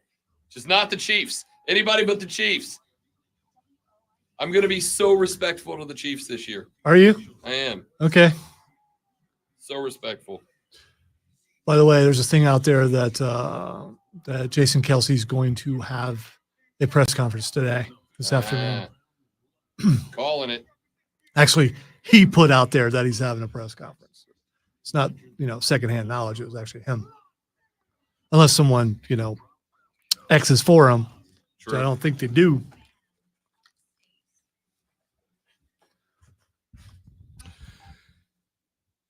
The fourth, the final hour of the Rob Brown Show goes now. Welcome back, ladies and gentlemen. This is the Fan Upstate. Rob Alonzo with you on a... It's Monday. It's are you trying to decide? Okay. Lovely Monday. The sun is trying to break through the clouds. Doing its best. It is. Struggle bus today. Well, I mean, it was pretty foggy this morning. So It was gross on the way in. I was wondering if the fog was like that because we come from opposite directions. So yeah. It was. It was a gnarly drive into work this AM. The fog on the moors this morning was really difficult for me. That's all I'm saying. Fog on the moor. So, to me, one of the most important skills, and I do consider it a skill, and the further we go into national discourse, the more I think this is a skill, one of the most important skills that I think anyone can develop is the ability to say, I was wrong, and change your mind. And the reason you could change your mind could be any number of things. You are presented with evidence that makes you recognize that your claim or your belief was incorrect. You can have a personal awakening of some type in which you recognize a belief that you held was incorrect. There's a number of different ways that you could end up changing your mind about something, but I do think it is important for people to have the ability to change your mind and recognize that there's nothing wrong with being wrong. It's okay. This is why one of the things that drives me the craziest in politics is the term flip-flopper. That person is a flip-flopper. Yes, every person should be a flip-flopper. If someone presents you with a good, solid, foundational reason to change your mind, then you should do that. That should be a thing that you do. And it shouldn't be all that controversial to do it. First of all, I don't like things between my toes. And second of all, if I have a strong belief in something, it's going to be very hard to persuade me otherwise. I did not say that you should just willy-nilly change your mind. Also, I hate that. Why did I say that? Yeah, I know. I mean, willy-nilly. Hey, you were worried about the 9 o'clock hour, and then you just hit a willy-nilly. I hit a willy-nilly. That's not. I mean, that's a low point. Oh, dude, like you guys know, when I come across a cliche in the world of broadcasting, I love to look it up and find out the etymology of it. I don't want to look up why we say willy-nilly. I don't want to say willy-nilly. Point here is, I'm not saying you should just at the drop of a hat. Who's dropping hats? What is that one? At the drop of a, like if you get into a discussion with someone and they remove and then drop their hat and you immediately go, oh, that individual dropped his hat. I have to say or change my mind about this thing now. Yeah, because if you drop your hat, someone might step on it. By the way, willy-nilly, early 17th century, later spelling of will-I-nil-I. I feel better about it now. Which means I am willing, I am unwilling. The phrase at the drop of a hat originates in the 19th century. During that time, it was common to signal the beginning of a fight or race by either dropping a hat or sweeping it in a rapid downward motion. So it's like you use your hat as the starter flag. Which now it's taking your shirt off. So if you're like at the mall, bro? If you're at the mall or something, dude who wants to go is going to take his shirt off. You want to go, bro? Which makes no sense at all. Rudy Poo candy ass. You want to go, bro? We can go, bro. All right. So anyway, the ability to change your mind is one that to me is very important. And yes, it is a skill, and it is a skill that one should learn to be able to say, oh, would you look at that? I was wrong. And then change whatever it was that you thought and or believed, because you have been proven that that belief and or thing was incorrect. So like at the end of next season, you will hopefully have the courage to say that you were wrong about Bryce Young. If that thing turns out to be correct, then yes, I would at that point change my mind. We will see how it goes. So, this past Saturday, I changed my mind about something. I know, shocking, as the great one rolls his eyes in wonder and amazement. I changed my mind about something. Nah, my water just tasted really good. So, that's fair. Yeah. On my show, which airs on Saturday from noon to 4 on the BetQL Network, entitled Bet for the Cycle, with former Major League Baseball player Cody Decker and myself, we don't just talk baseball, we talk all the sports. It is the world's greatest sports gambling show, if you ask my mom. I know. We were having a discussion with Ian Valentino, who is an NFL draft analyst for the 33rd team. I'm a fan of the 33rd team, and Ian does a great job. Does he wear leather? He does not. Okay, I just rolled up in a good V-neck tee. Like he knew that you can't go super deep if you ain't got the pecs for it. All right. You know, like I'm team V. Like I'm rocking the V, but it's a shallow V, dude. Shallow. I don't have the pecs for a deeper V. I don't even have mid V pecs. I got moobs. I can go shallow V at the best. All right. So we were talking to Ian Valentino, and I said, talk to me about Caleb Williams. That's the guy I'm trying to talk about. You know, the USC quarterback who is considered by many to be the consensus #1 overall pick, whether it is made by the Chicago Bears or if they trade out of that position. The belief is whoever is picking one is going to pick Caleb Williams. And I said, hey, man, there's a lot of folks out there that believe that Caleb Williams is not headstrong to take you on. Is trapped with a T on the end. And they have concerns. Hey, back off. They have concerns about Caleb Williams' mental fortitude. There are many out there who believe that Caleb Williams is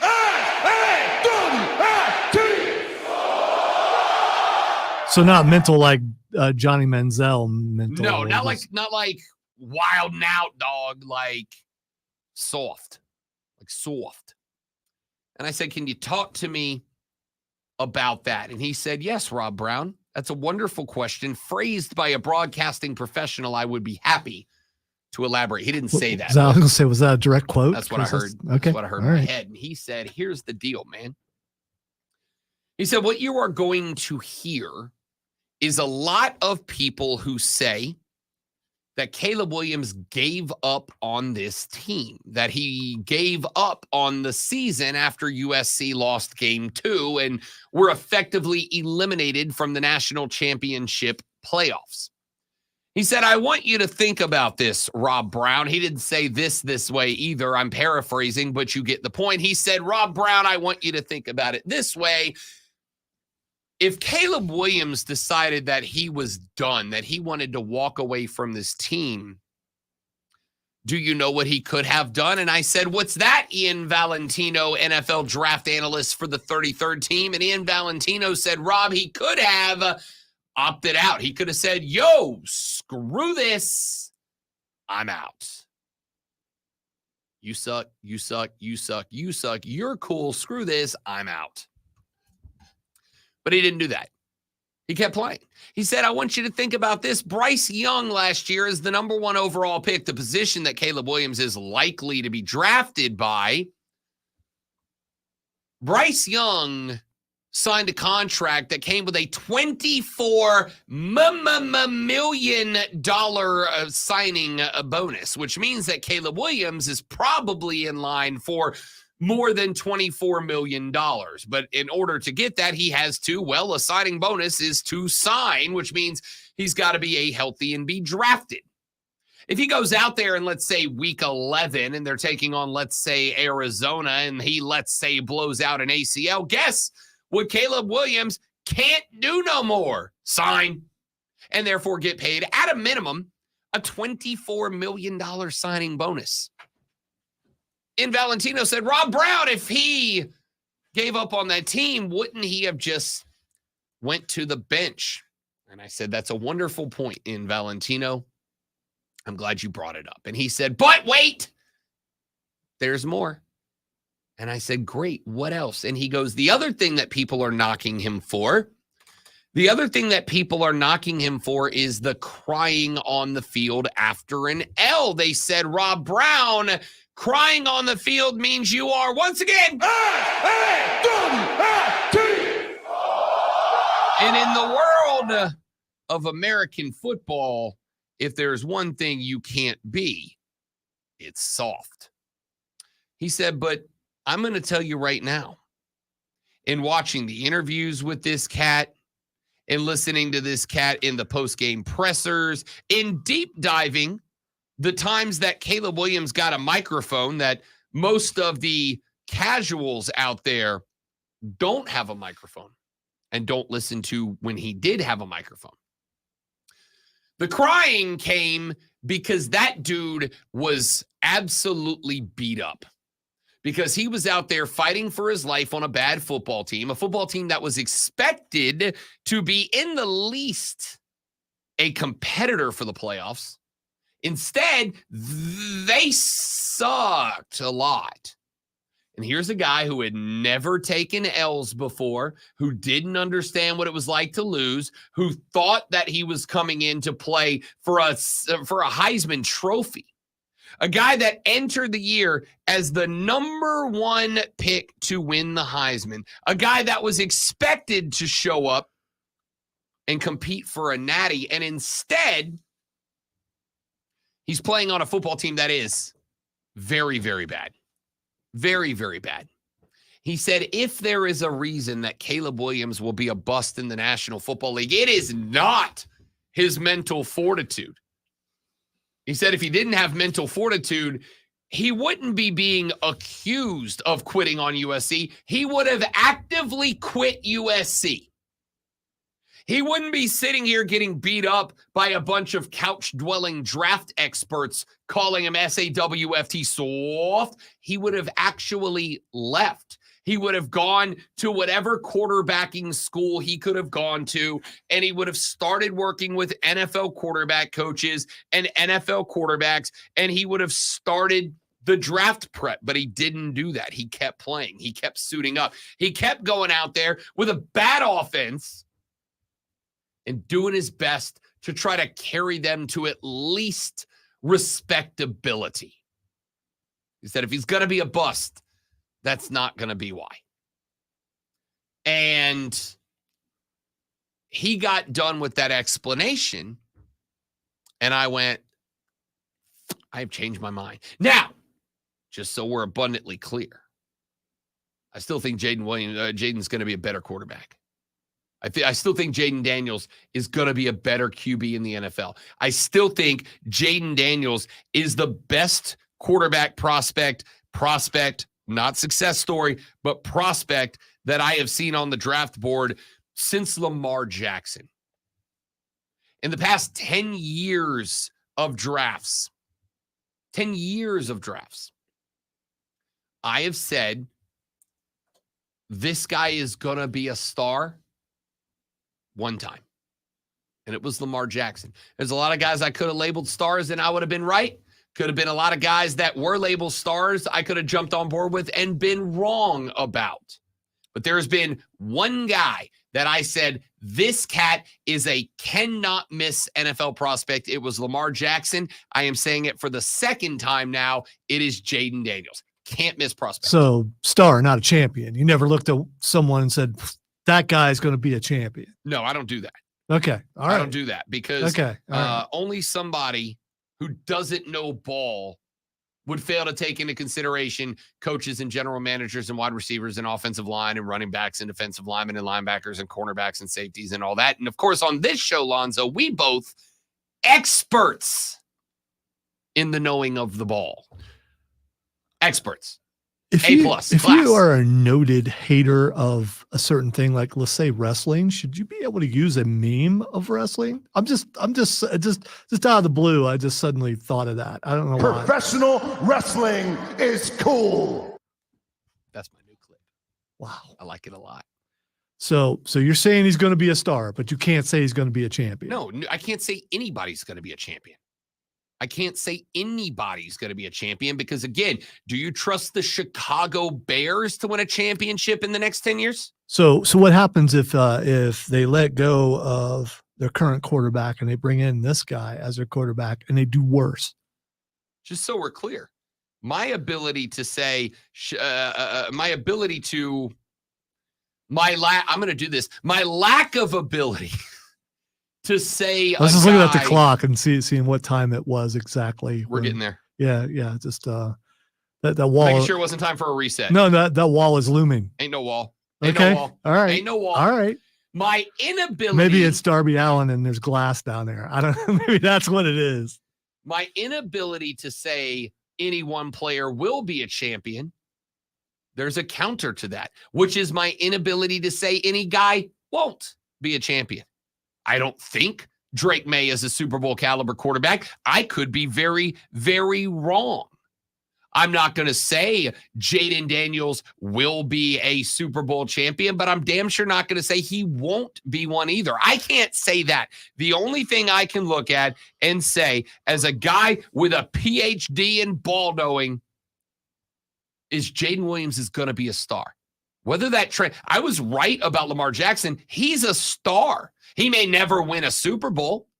He may never get a ring, but he's still a star. Jaden Daniels is a star. Now, here's what I am going to say. I was of the mindset that Caleb Williams is actually going to be a bust. I was actually putting him on the other side. I was putting JD on one side. That is the side of the star. And I was putting on the other side Drake May as a potential bust. And I was putting Caleb Williams as a potential bust. Now, bust comes obviously when you draft a guy way up on the board and you have way high expectations and he doesn't work out. I don't think you can draft a bust in the 4th round. I don't think you can draft a bust in the 4th round. I think you draft bust in the 1st, maybe the 2nd round, and that's pretty much the cap. So all the guys we're talking about, Caleb Williams, Drake May, Michael Penix Jr., Jaden Daniels, all of these guys have the potential to be a bust. I do not think Caleb Williams is going to be a bust. I 100% fell into the mindset that Caleb Williams does not have the mental fortitude to make it as a quarterback in the National Football League. But I think Ian Valentino did a real good job of saying that's not the case. He will be. He does have the mental fortitude. Now the question is, can he get rid of the ball in time? Does he have the right mechanics? Can he build a one-on-one relationship with his wide receivers? Is he able to not go outside of the pocket at the drop of a hat and get carried away trying to do too much? Remember, at USC, he had to do too much because there wasn't nobody else could do nothing around him, so he had to be extra. I need you to get to the NFL and not be extra. In fact, as a rook, I just need you to be basic. All just right. learn the game. I'm trying not to interrupt too much because that wall is looming, and if I interrupt too much, you might just spiral right into that thing head first. I'm just curious, or maybe I'm trying to get you riled and get that surge of adrenaline that will help you finish out this thing, even if it means you got to go against me to get there. It's called team. I am curious. Since I count wins and you don't, what would you consider a bust? You say he's not going to be a bust. So what would you consider a bust? He sucks.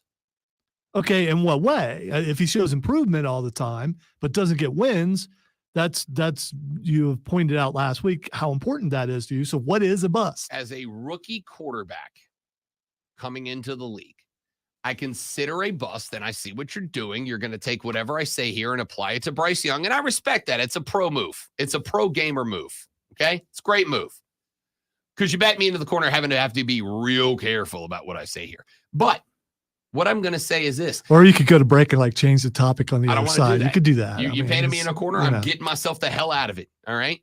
Me and Darby, big ladder guys, we're getting off of this one. I have never... and I will never call a guy a bust after year 1. I will call a guy a bust in year 3. I might call a guy a bust in year 2 if he looks as bad as he did in year 1 and he looked real bad in year 1. Just like I said literally on today's show. When we get to the end of the 2024 National Football League season, I will have numbers that I can paint on to BY and say, okay, I was wrong. He's a bust. Or, hey, man, he's not where we want him to be, but he improved dramatically. And that's the opposite of a bust. These are all things that I can do. So what would it take for me to say Jaden Daniels is a bust, Caleb Williams is a bust? I don't know. They're playing rookie year 2024 ball. I need the 2025 season before I can say this is a bust. I think you need 1 year to prove you're a star. CJ Stroud. I think it makes you need at least 2, preferably 3 years before I'm going to hit you with a bust title. I am not ready to do it with BY. I am 2 seasons away from doing it with anybody in this draft. Here's what I'm going to say. If Caleb Williams is a bust, it's not going to be because he cried on a sideline. The dude was laying everything on the football field for a team that gave him nothing in return other than a couple of $1 million worth of NIL money. Joy B said, could he have been played? Could it be he didn't quit on the team because it would have caused him to forfeit millions in NIL money? Here's the thing. Cat was making $5 million a year. His signing bonus his rookie year will be 5 times that much. You said the team paid him NIL. That would be illegal. Good catch, Lonzo. Good catch. Hey, when we come back here in just a moment, you've got an opportunity not just to help out an incredible charity here in the area, but to win a pretty dope prize in the process. We'll tell you what it is when we come back on the Rob Brown Show in the Fan Upstate.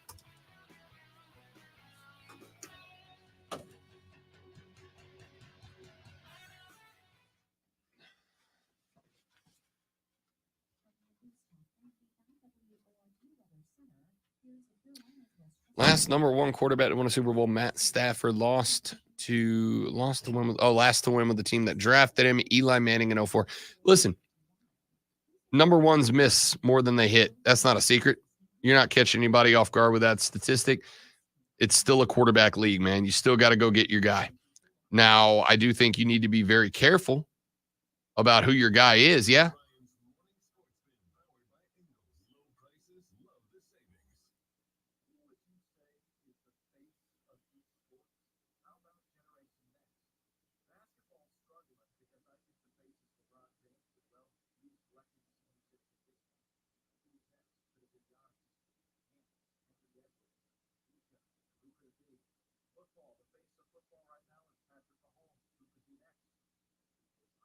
Yep, saw that. Mike Evans with the Bucks again. Good pickup from Tampa Bay. They needed to keep that guy.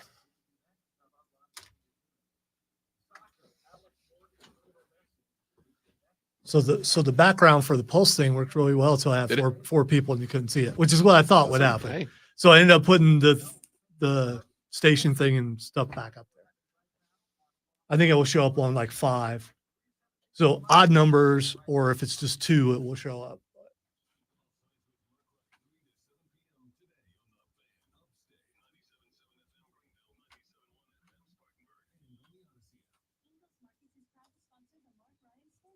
Oh yeah, Harley Quinn got beat in the second round.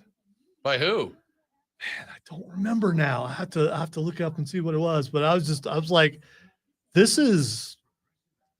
I expected her to be in the final 2. I did too. Yeah, I was, and it was a tie thing. I hate your tie favorite system. Yeah, I hate it so much. I know, which it's is what the makes it worst so thing good. in your entire career. Which makes it so good. Because I take on all the hate. It was Arthur. Yeah, thank you, Steven. Arthur? Like the little Aardvark cartoon? No. Sidekick, Arthur from the Tick. Oh. She got taken out by Arthur. That's still a true underdog. A real Arthur. That's a 16-1 upset. Also, but he's a true sidekick. He is. I mean, someone who never branched out and did his own thing. He is only the Tick sidekick. He's also, if I recall, an accountant. So, I mean, with no superpowers at all. Arthur. Yeah, I just was like, are you serious? Arthur? Okay. Definitely was my front runner. I thought she was going to win. Harley Quinn was an easy Final Four pick. Yeah. Easy Final Four pick. And would have gotten there if it wasn't for your tragically bad tiebreaker system. Whatever. I am tragically. I'm also looking forward to when Boo Boo takes it all home. I mean, or Barney Rubble. I mean, your tiebreaker system should be the text line is open for 20 seconds. No. Most votes win. No. Let the people speak, not a person speak. Hey, fast fingers win the contest. That's how that works. That's weak. No, it's not. It's the equivalent. Fastest phone service wins. I got to go exactly. upgrade my phone service so I can win all the tiebreakers. No, see, as I pointed out before, you have the text line number in there. You're listening to the matchup. You don't know if it's going to be a tie or not. When you hear the matchup, it's going to take a bit before we get to the countdown. You already have your person in there. Boom, you hit send as soon as you hear that 3, 2, 1. That's Odie is looking at the text line going, I can't believe I was like, dude, we do this every year. People want to do this. Does Odie hate the tiebreaker system? There's no one who loves a tiebreaker system. Because it's trash. I love it because everyone hates it. And this way I can go, sorry, all these suggestions, I'm not going to take any of them. I'm just going to take the hate.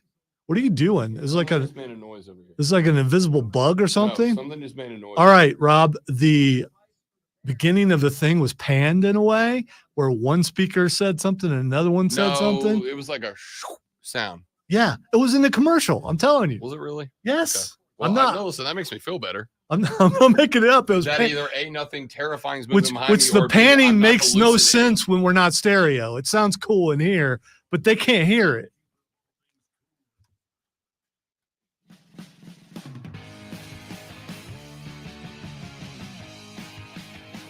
Rob Brown and the Graven Lonzo rolling on the Rob Brown Show. Got just a touch over half an hour remaining here in this Hall of Fame caliber broadcast. Hey, this is very cool because, you know, it's one thing to do something that is good and kind and charitable and helpful to your community. It's another thing to do something that is good and kind and charitable and helpful for the youth of your community. It's another thing to do something that is good and kind and charitable and beneficial for the youth of your community. And also you might win a super, as the kids say, dope prize because of it. Joining us on the phone lines now is the executive director of First Tee of the Upstate, Mr. Michael Pius here on the show. What's up, Mike? Hey, Rob. Thanks again for having me on. Pleasure's always mine, man. Good to have you. And for a great reason. And before I get there, I obviously have to check in on just the landscape of golf right now. Because listen, we're going to talk about what the First Tee's doing and the fact that somebody is about to win the golf trip of a freaking lifetime. And yes, they may take you and I with them to go play a couple of rounds on some of the most famous and prestigious courts in America. But before I get there, PGA's getting $3.1 billion with a B dollars worth of investment. Can they fight the Live Tour now, or do we have to put up with another couple of years of this crap? I don't know. I'm starting to get the feeling that that this might fall apart, that the Live PGA Tour thing might fall apart here. And you know, they got the what is it, the Fenway Group to come in and finance this. I think Monahan's looking at this and maybe going in a different direction. You know, you see a couple people leaving Rahm and a few others.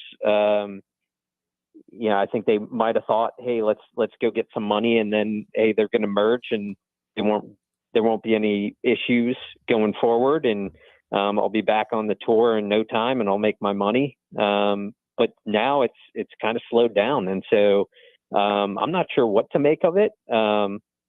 Arthur Blank, who's I think a big part of that group, and a couple other, I think it's the owner of the Milwaukee Brewers, I think, was involved too, and of this influx of cash. So I can't quite make what's going on here. It's a pretty interesting landscape in the sports world, and I mean, I'm just so appreciative of the PGA Tour and what they do for their local communities. I don't see that on the Live Tour yet. I mean, maybe they'll change their tune, but PGA Tour is so entrenched in their communities and giving back to charities.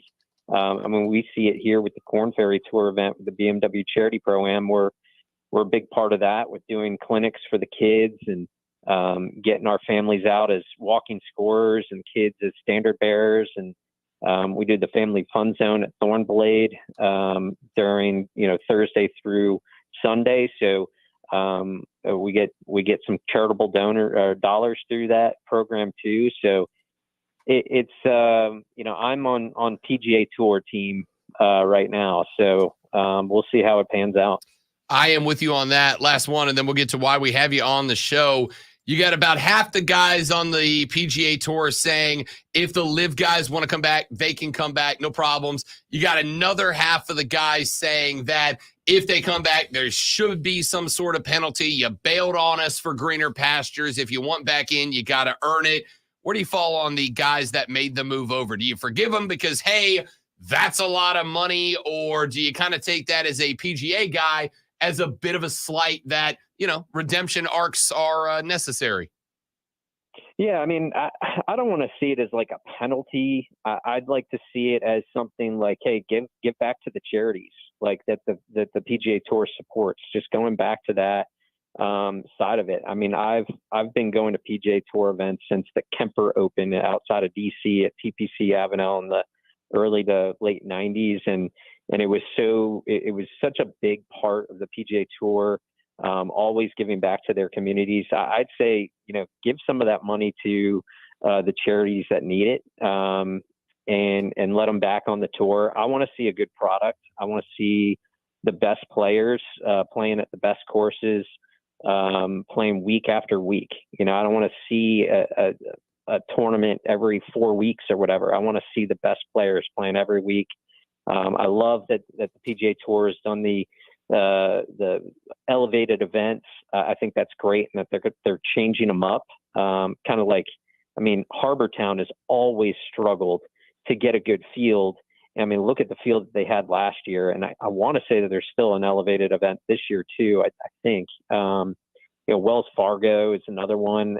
Unfortunately, this is their last year doing it there because they've got so many major events coming. But I want to see the best players playing against the best players week in, week out. Let's let them back in if it is the case, but maybe they can share some of that wealth with some of these nonprofits that the PGA Tour helps. I love it. Michael Pius is the executive director of the First Tee of the Upstate, a spectacular charity I've had the pleasure of working with in pretty much every community I've been in so far, including here in the upstate of South Carolina. They help the youth of this area by getting them into the golf, by teaching them the life lessons that golf can teach you, and making sure that the sport is accessible to everyone, which to me has always been golf's biggest disadvantage. Is accessibility is not easy, but they're also making something accessible to you if you participate in what the First Tee's got going on. Tell the folks, Mike.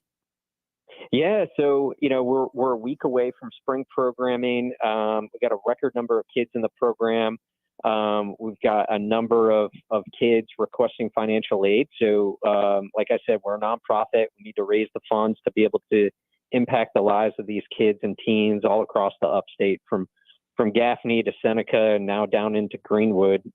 We have programming. So if you have kids, grandkids, niece, nephews, whatever, that like to get involved in the game of golf and learn these life skills like pursuing goals and growing through challenges and collaborating with others, those are the things that we teach at the First Tee. Get on our website, firstteeupstate.org/register. You can register for classes this week, but tomorrow night is our drawing for the golf trip raffle to Pebble Beach. And this is a great way to support us and support our mission, and also have that opportunity to go out and play some of the top courses in the country, in the world. You get to bring a foursome out. Foursome to Pebble Beach, Spyglass, TPC Harding Park, $2,000 in travel credit to get out there. 3-night stay at the lodge at Pebble Beach. So you literally roll out of bed and out onto the 18th fairway at Pebble. It is a trip of a lifetime. $100 a ticket. We're only selling 500. So great odds. Get your foursome together. Buy 4 tickets. Buy 1 ticket. Whatever. Chop it up. 25 each. Whatever you want to do. We've got 125 tickets left. So 124. We just sold another one. 124 tickets left. So get on our website, firstteeupstate.org/2024 golf trip, and get your tickets now. First Tee of the Upstate. And again, that raffle drawing is going to be tomorrow evening. So if you were hearing this for the first time, first off, you haven't been paying attention, but that's okay. We forgive you. Go to firstteeupstate.org. Get your tickets now. They're $100. More importantly, Michael Pius, tell your boss to buy like 10 and distribute them. Phenomenal for office morale. Trick your friends into buying yours for you. And remember, while you're doing all this, Mike, it's for charity. Yeah. I mean, this helps our program continue to grow. I mean, we've got some great programming. Like I said, we start next Monday, kind of all over the upstate. We've got our girls only programming. We got a girls only event at Top Golf on Thursday of this week. So if you have a young girl that's interested in learning the game and learning the life skills, get on our website, learn more about our girls golf program. It's one of the fastest growing in the country. Last year, over 40% of our participants were female. Usually the national average is 35 to 38%. So we've got an L's for Autism program. We've got a STEM Links program. We've got our school program. It keeps getting bigger and bigger each year. And we really appreciate all the support from your listeners through all of our events. Golf trip raffle. We've got our derby party coming up in May. So many things to get involved. Also, if you'd like to volunteer, we're always looking for volunteers. We love to have people out there that love the game, love kids, and want to make a difference in their lives. So if you'd like to volunteer, get on our website and start signing up for classes. I'm going to volunteer as a coach of what not to do. And I think I can help these kids out, Mike. You know what I mean? There you go. Here comes the club throw. Mike, I'd be mad if that wasn't so good. Michael Pius is the executive director of the First Tee of the Upstate, an incredible charity. I've had the privilege of hanging around and helping out whenever I get the chance to. You can go to firsttee.org, firstteeupstate.org, firstteeupstate.org. Get your raffle tickets now. Somebody is going to play Pebble Beach and a couple of other fantastic courses as the winner of this. I know it's going to be a phenomenal trip. And as we stated earlier, Michael and I will 100% go with you if you want. Would love that. A little teaching lesson too. I'll throw that in for free. For free. And like I said, I'll teach you what not to do. You take the lessons Michael gives you on how to play golf. You take the ones Rob Brown tells you on how not to play golf. And Mike, you might walk out of there a pretty good golfer. I think so. I like it. I think so. Michael Pius, executive director, First Tee of the Upstate. Again, get your raffle tickets now at firstteeupstate.org. Michael, you are the best, brother. We will see you tomorrow, big dog. Appreciate it. Thank you. You got it. Michael Pius, executive director, First Tee of the Upstate. Go to firstteeupstate.org. Let's take a break. We'll come back. We will put this bad boy to bed. The Great Milan's on the ones and twos. My name is Rob Brown. The Rob Brown Show rolls on. After this, it is the Fan Upstate. Heath Slater could, but then they'd have to sell more raffle tickets to pay for all them kids. 2 minutes.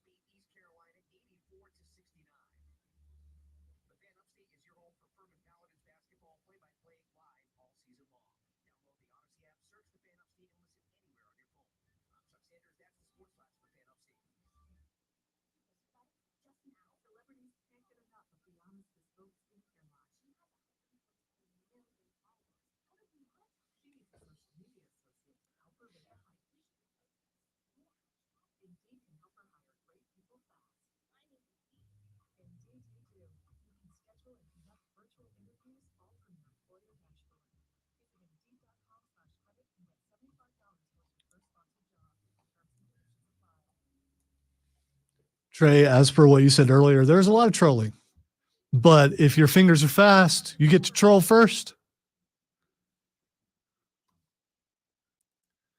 This year, less than what has been the past, where there was a lot of trying to get votes or trying to sway things to go one way or another.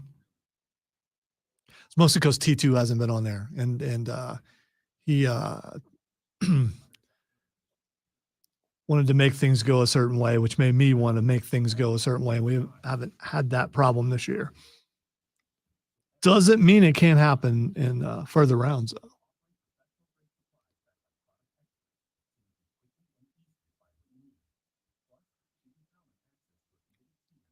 I think it's really hard to fight about sidekicks.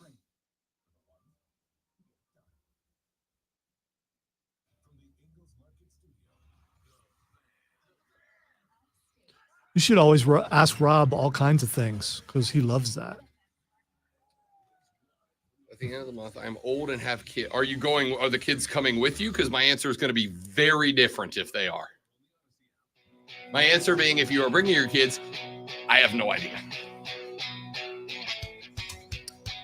Our boy Steven on the Facebook chat, which of course you can join us at facebook.com/thefanupstate, twitter.com/thefanupstate by searching the Fan Upstate on YouTube and the Rob Brown Show on Twitch. You can watch all 4 hours of the show 5 days a week when we work 5 days a week on any of those platforms. Steven, one of our P1s in the chat every single day, said, quote, headed to Vegas for the first time at the end of the month. I am old and have kids. Should I ask Rob what we should do out there? And my answer to you, Steven, is, are said kids coming with you? Because my answer is going to be very, very different depending on the answer to that question. For instance, if your kids aren't coming with you, then I would suggest book a cabana at one of the pools by one of the casinos. I would suggest spending a night in the sports book, laying some change down on a couple of different teams. Feel free to DM me. I'll give you a couple of picks whatever night you're there.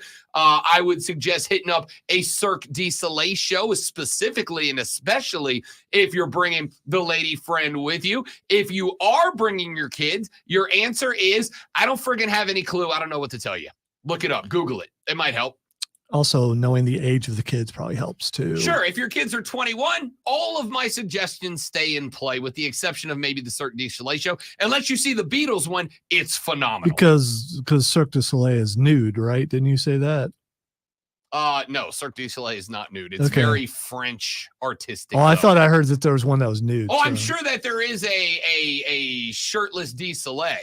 I'm sure there is a nude Cirque du Soleil. Ain't no doubt. Again, you can get away with anything if you call it artistic, my friends. All right, just about anything. But yeah, you're right. But the Cirque du Soleil, the Circus of the Sun, it's actually really entertaining. It's actually really good. I saw the Beatles show in Vegas. It's spectacular. I don't know if it's even still going. This was like 16 years ago. I was say I haven't heard anything about that anymore. Not that I'm like a Vegas expert, but Lonzo, big Cirque du Soleil guy.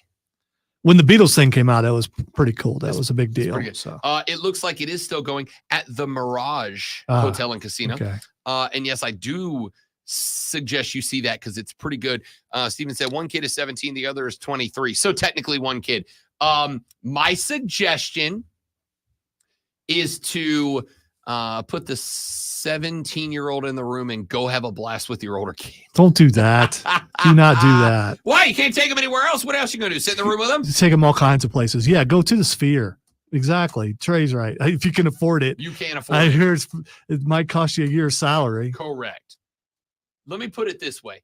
Deck went and saw you two at the Sphere. And when I asked him how much it cost, he just laughed. I said, how much did it cost? He laughed and he said, it cost the knowledge that it was a mistake. And I said, was the show good? He said, the show was incredible. It was life-changing, the show. He said, it was unbelievable. It will change your perspective on songs that you have heard your whole life. And I said, was it worth the price? And he went, nah, it wasn't not worth it. So, Do with that information which you wish. That being said, I don't know who's at the Sphere right now. Schedule the Sphere. Why not just sit outside the Sphere at a distance and just watch the thing? Because the Sphere I know the inside's probably incredible, but the outside looks pretty cool too. Dope. Did you see on Super Bowl week, the Sphere had all of the Super Bowl rings on it?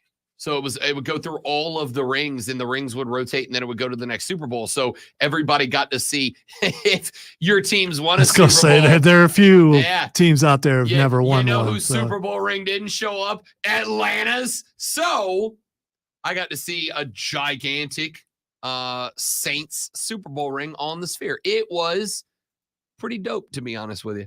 It's pretty sweet. Who's at the Sphere right now? U2 is over. That one's over.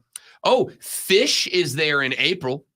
I got to say, I don't think I've done enough drugs in my life to see Fish at the Sphere. I think you would have to do drugs to see Fish at the Sphere. Rent the Lambo, Steven. Yeah, you should do that. The members of the Grateful Dead who aren't that are at the Sphere coming up in May through July. Yeah, you probably don't want to. There's not a lot. See that. Yeah, but there's not a lot of bathing with the crowd. There's just not. I mean, it's you taking down all the deadheads right now. Well, and unless you like the smell of hemp, which you might, so that might be okay.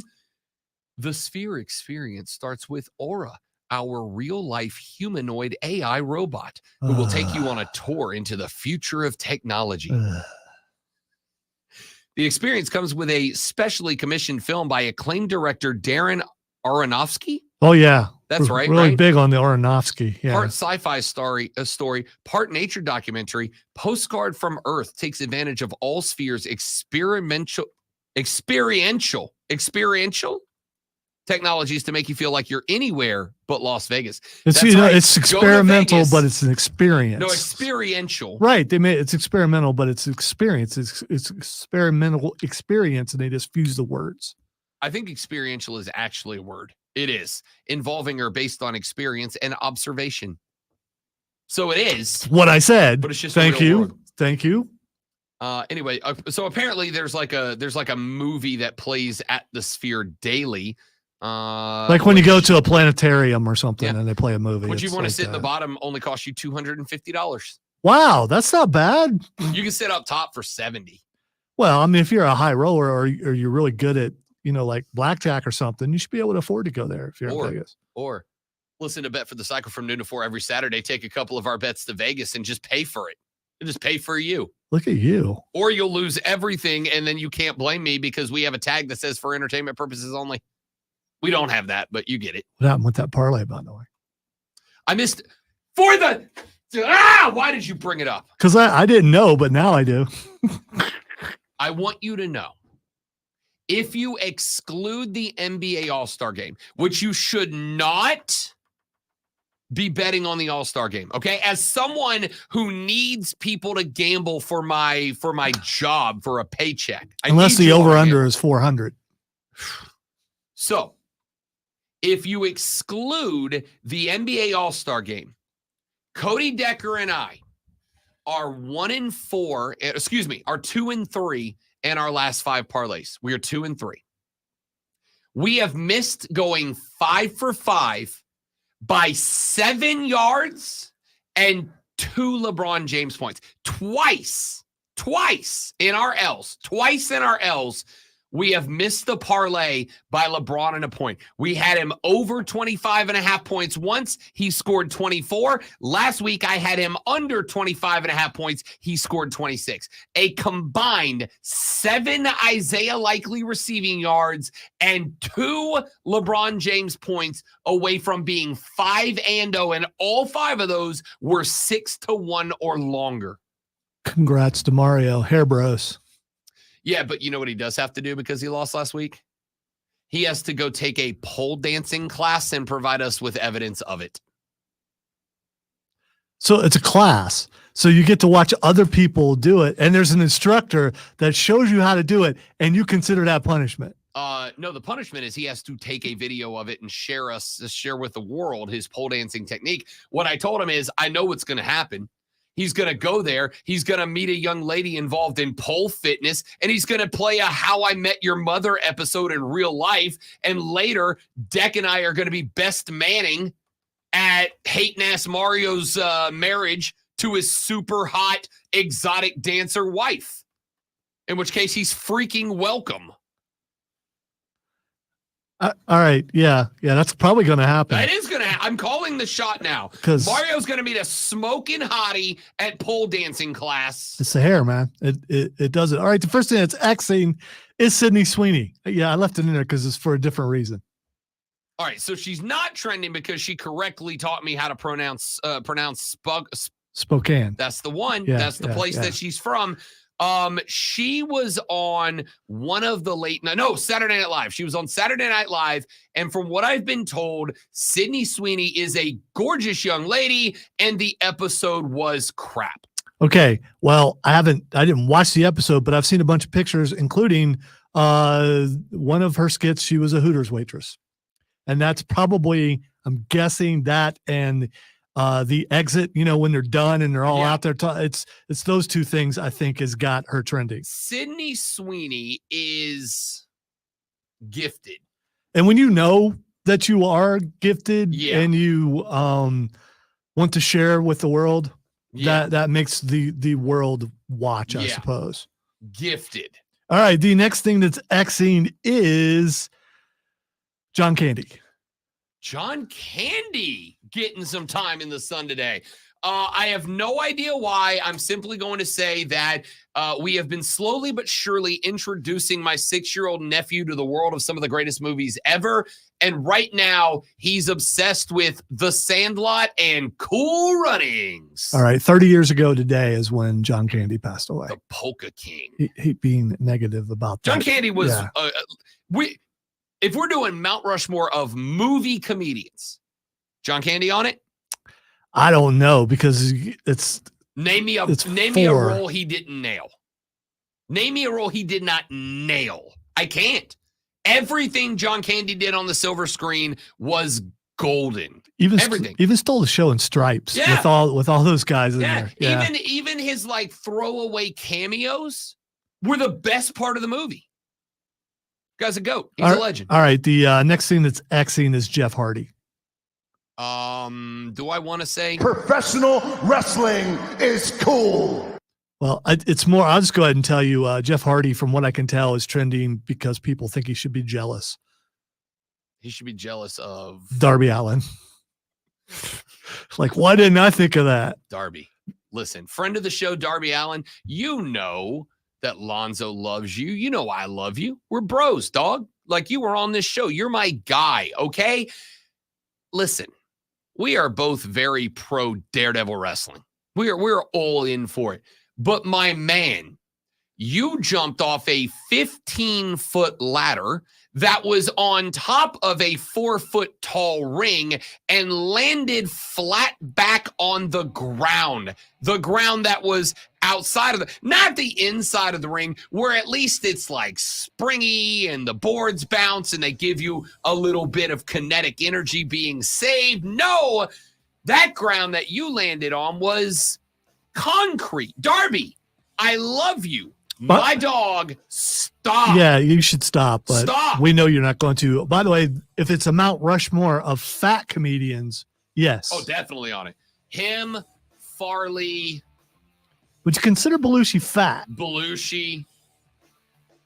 This is what we're doing after the show now. After the show in the Fortress of Nerditude, we're just power ranking fat comedians. I'm on it. Thanks for listening. Don't drink your job. I'll punch you in the face. Have a lovely rest of your Monday. We'll see you back here tomorrow to do it all over again, but better on the Rob Brown Show when the fan ups say, yeah!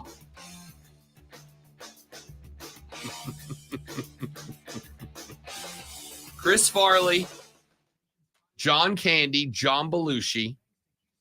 So you only have room for one more. I got, do that. I mean, how many? There's only. John Panette. You have to remind me who that is. You said in movies, though, so it has to be. Panette was the fat guy in The Punisher. But no, actually, yeah, I think that was John. It was John Panette. It's been a long time since I saw Punisher. Yeah, it was Panette. He was in Revenge of the Nerds. He was the fat young kid in Revenge of the Nerds. He was in, what else was he in? He was in Seinfeld as a recurring character.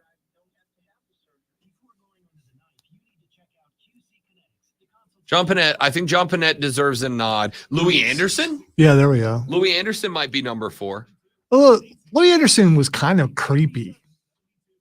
I love Louis Anderson. What was a cartoon he did? Louis, I think. Was it called Louis? I believe so. Rodney Dangerfield? He wasn't fat though. We're talking about fat. John Goodman. There we go. But if you use, John Goodman's not a comedian. He has funny roles, but he's not a comedian.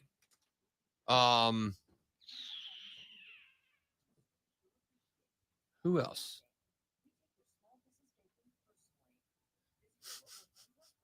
Made it really hard for me to count because now I got fat comedians. Sam Kinison. Was he fat? Do we count him as fat? I don't know. He was kind of short. Bruce Valanche.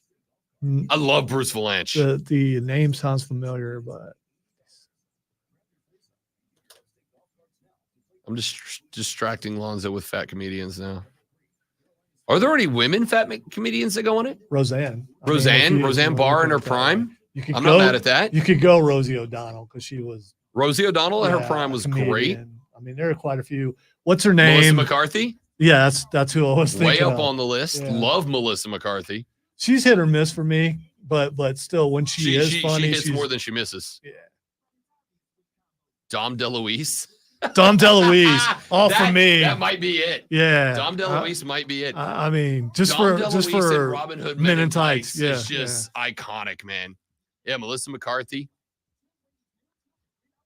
Darby said, "Okay, I think I'm going to the hospital now." Darby should have been in the hospital about an hour before he was. He might still be there. Who knows? Patrice O'Neal. Why is that so familiar? Patrice O'Neal was hysterical, man. Ricky Gervais. Love Ricky Gervais. Yeah, was he fat? I mean, maybe when he made The Office in London, he was like chunky, he was thick. but he was sturdy. I would give him sturdy. Somebody put Harold Ramis on this list. No. Rosie O'Donnell, Chris Harold Farley. Ramis was never fat. That's what I'm saying. Benny Hill. Benny Hill was fat. Was he? Yeah, Benny Hill was fat. I don't know, dude. Yeah, he had a fat head, but I don't know that he was fat. I'll tell you who I'm not putting on this list because I'm over him. And I don't say this with any level of disrespect. I'm not a Frank Caliendo guy. It's kind of worn out on me. Yeah, I've never thought of Jack that. Black. Jack Black. There we go. Jack Black's on it. There we go. Yeah. Jack Black's on it. Yeah. Dom DeLuise might get bumped for Jack Black. So we're going Farley, Candy, Jack Black. Yeah, that's one of the first ones I said, Digits. But yeah, I don't know. It depends on. Maybe we got to have a weight limit. I mean, if it got to be like over 300, over 300, then you got to take Belushi out. Yeah. Now we're going fat, sturdy, super heavyweights. We're going super heavyweights. That's what we're doing.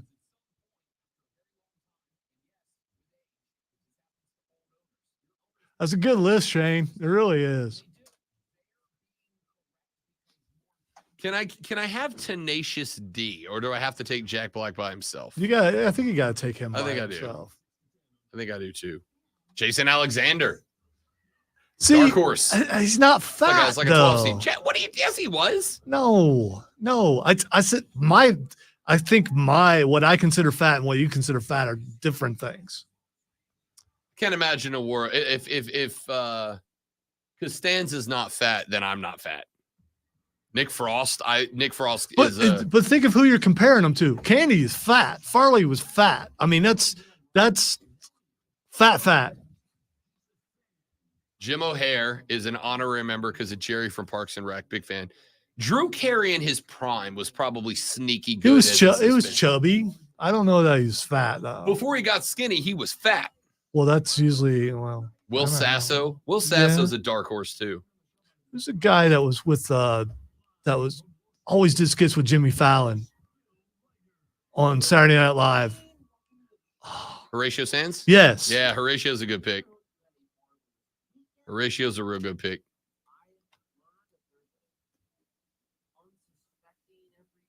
I'm just scrolling through list of fat comedians now.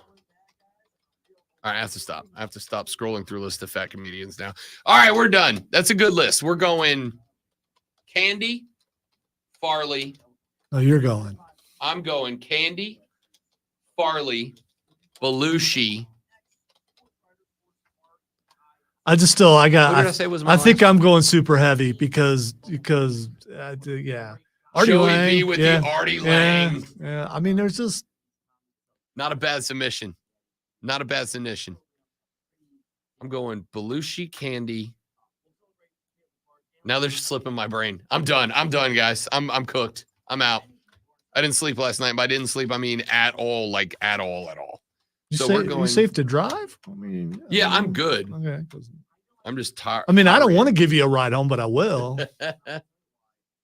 All right. Thanks for hanging out. You guys are the best. I keep looking over here. My camera's over here now. Thank you guys. You're all spectacular people. Have a lovely rest of your Monday. We'll see you back. Jonathan tomorrow. Winters. Oh yeah, that's old school. And Jackie Gleason. Yeah, Jack Black. I named Jack Black. Jack Black's on that for me. Belushi, Candy, Black, Farley. That's it right there. That's what I'm going with. I can't name mine until I get the weight restrictions. Jackie Gleason. Curly. I mean, that's old school. You're gonna do that? How about Oliver Hardy? He was the fat guy from Laurel and Hardy, right? I'm pretty sure Hardy Which was one the fat of you guy. was watching the stream chat but texting the text line? Who cares? Keep doing that. It does make us look good. You're not wrong. Lou Costello. Yeah. Who's on first? Ooh. See, I think we need an icons bracket and a contemporary bracket. I still think we need a weight limit. A lot of old fat comedians. Fat Albert. He was not really a person. It's Fat Albert. No, you can't do that. Not anymore. Sure can.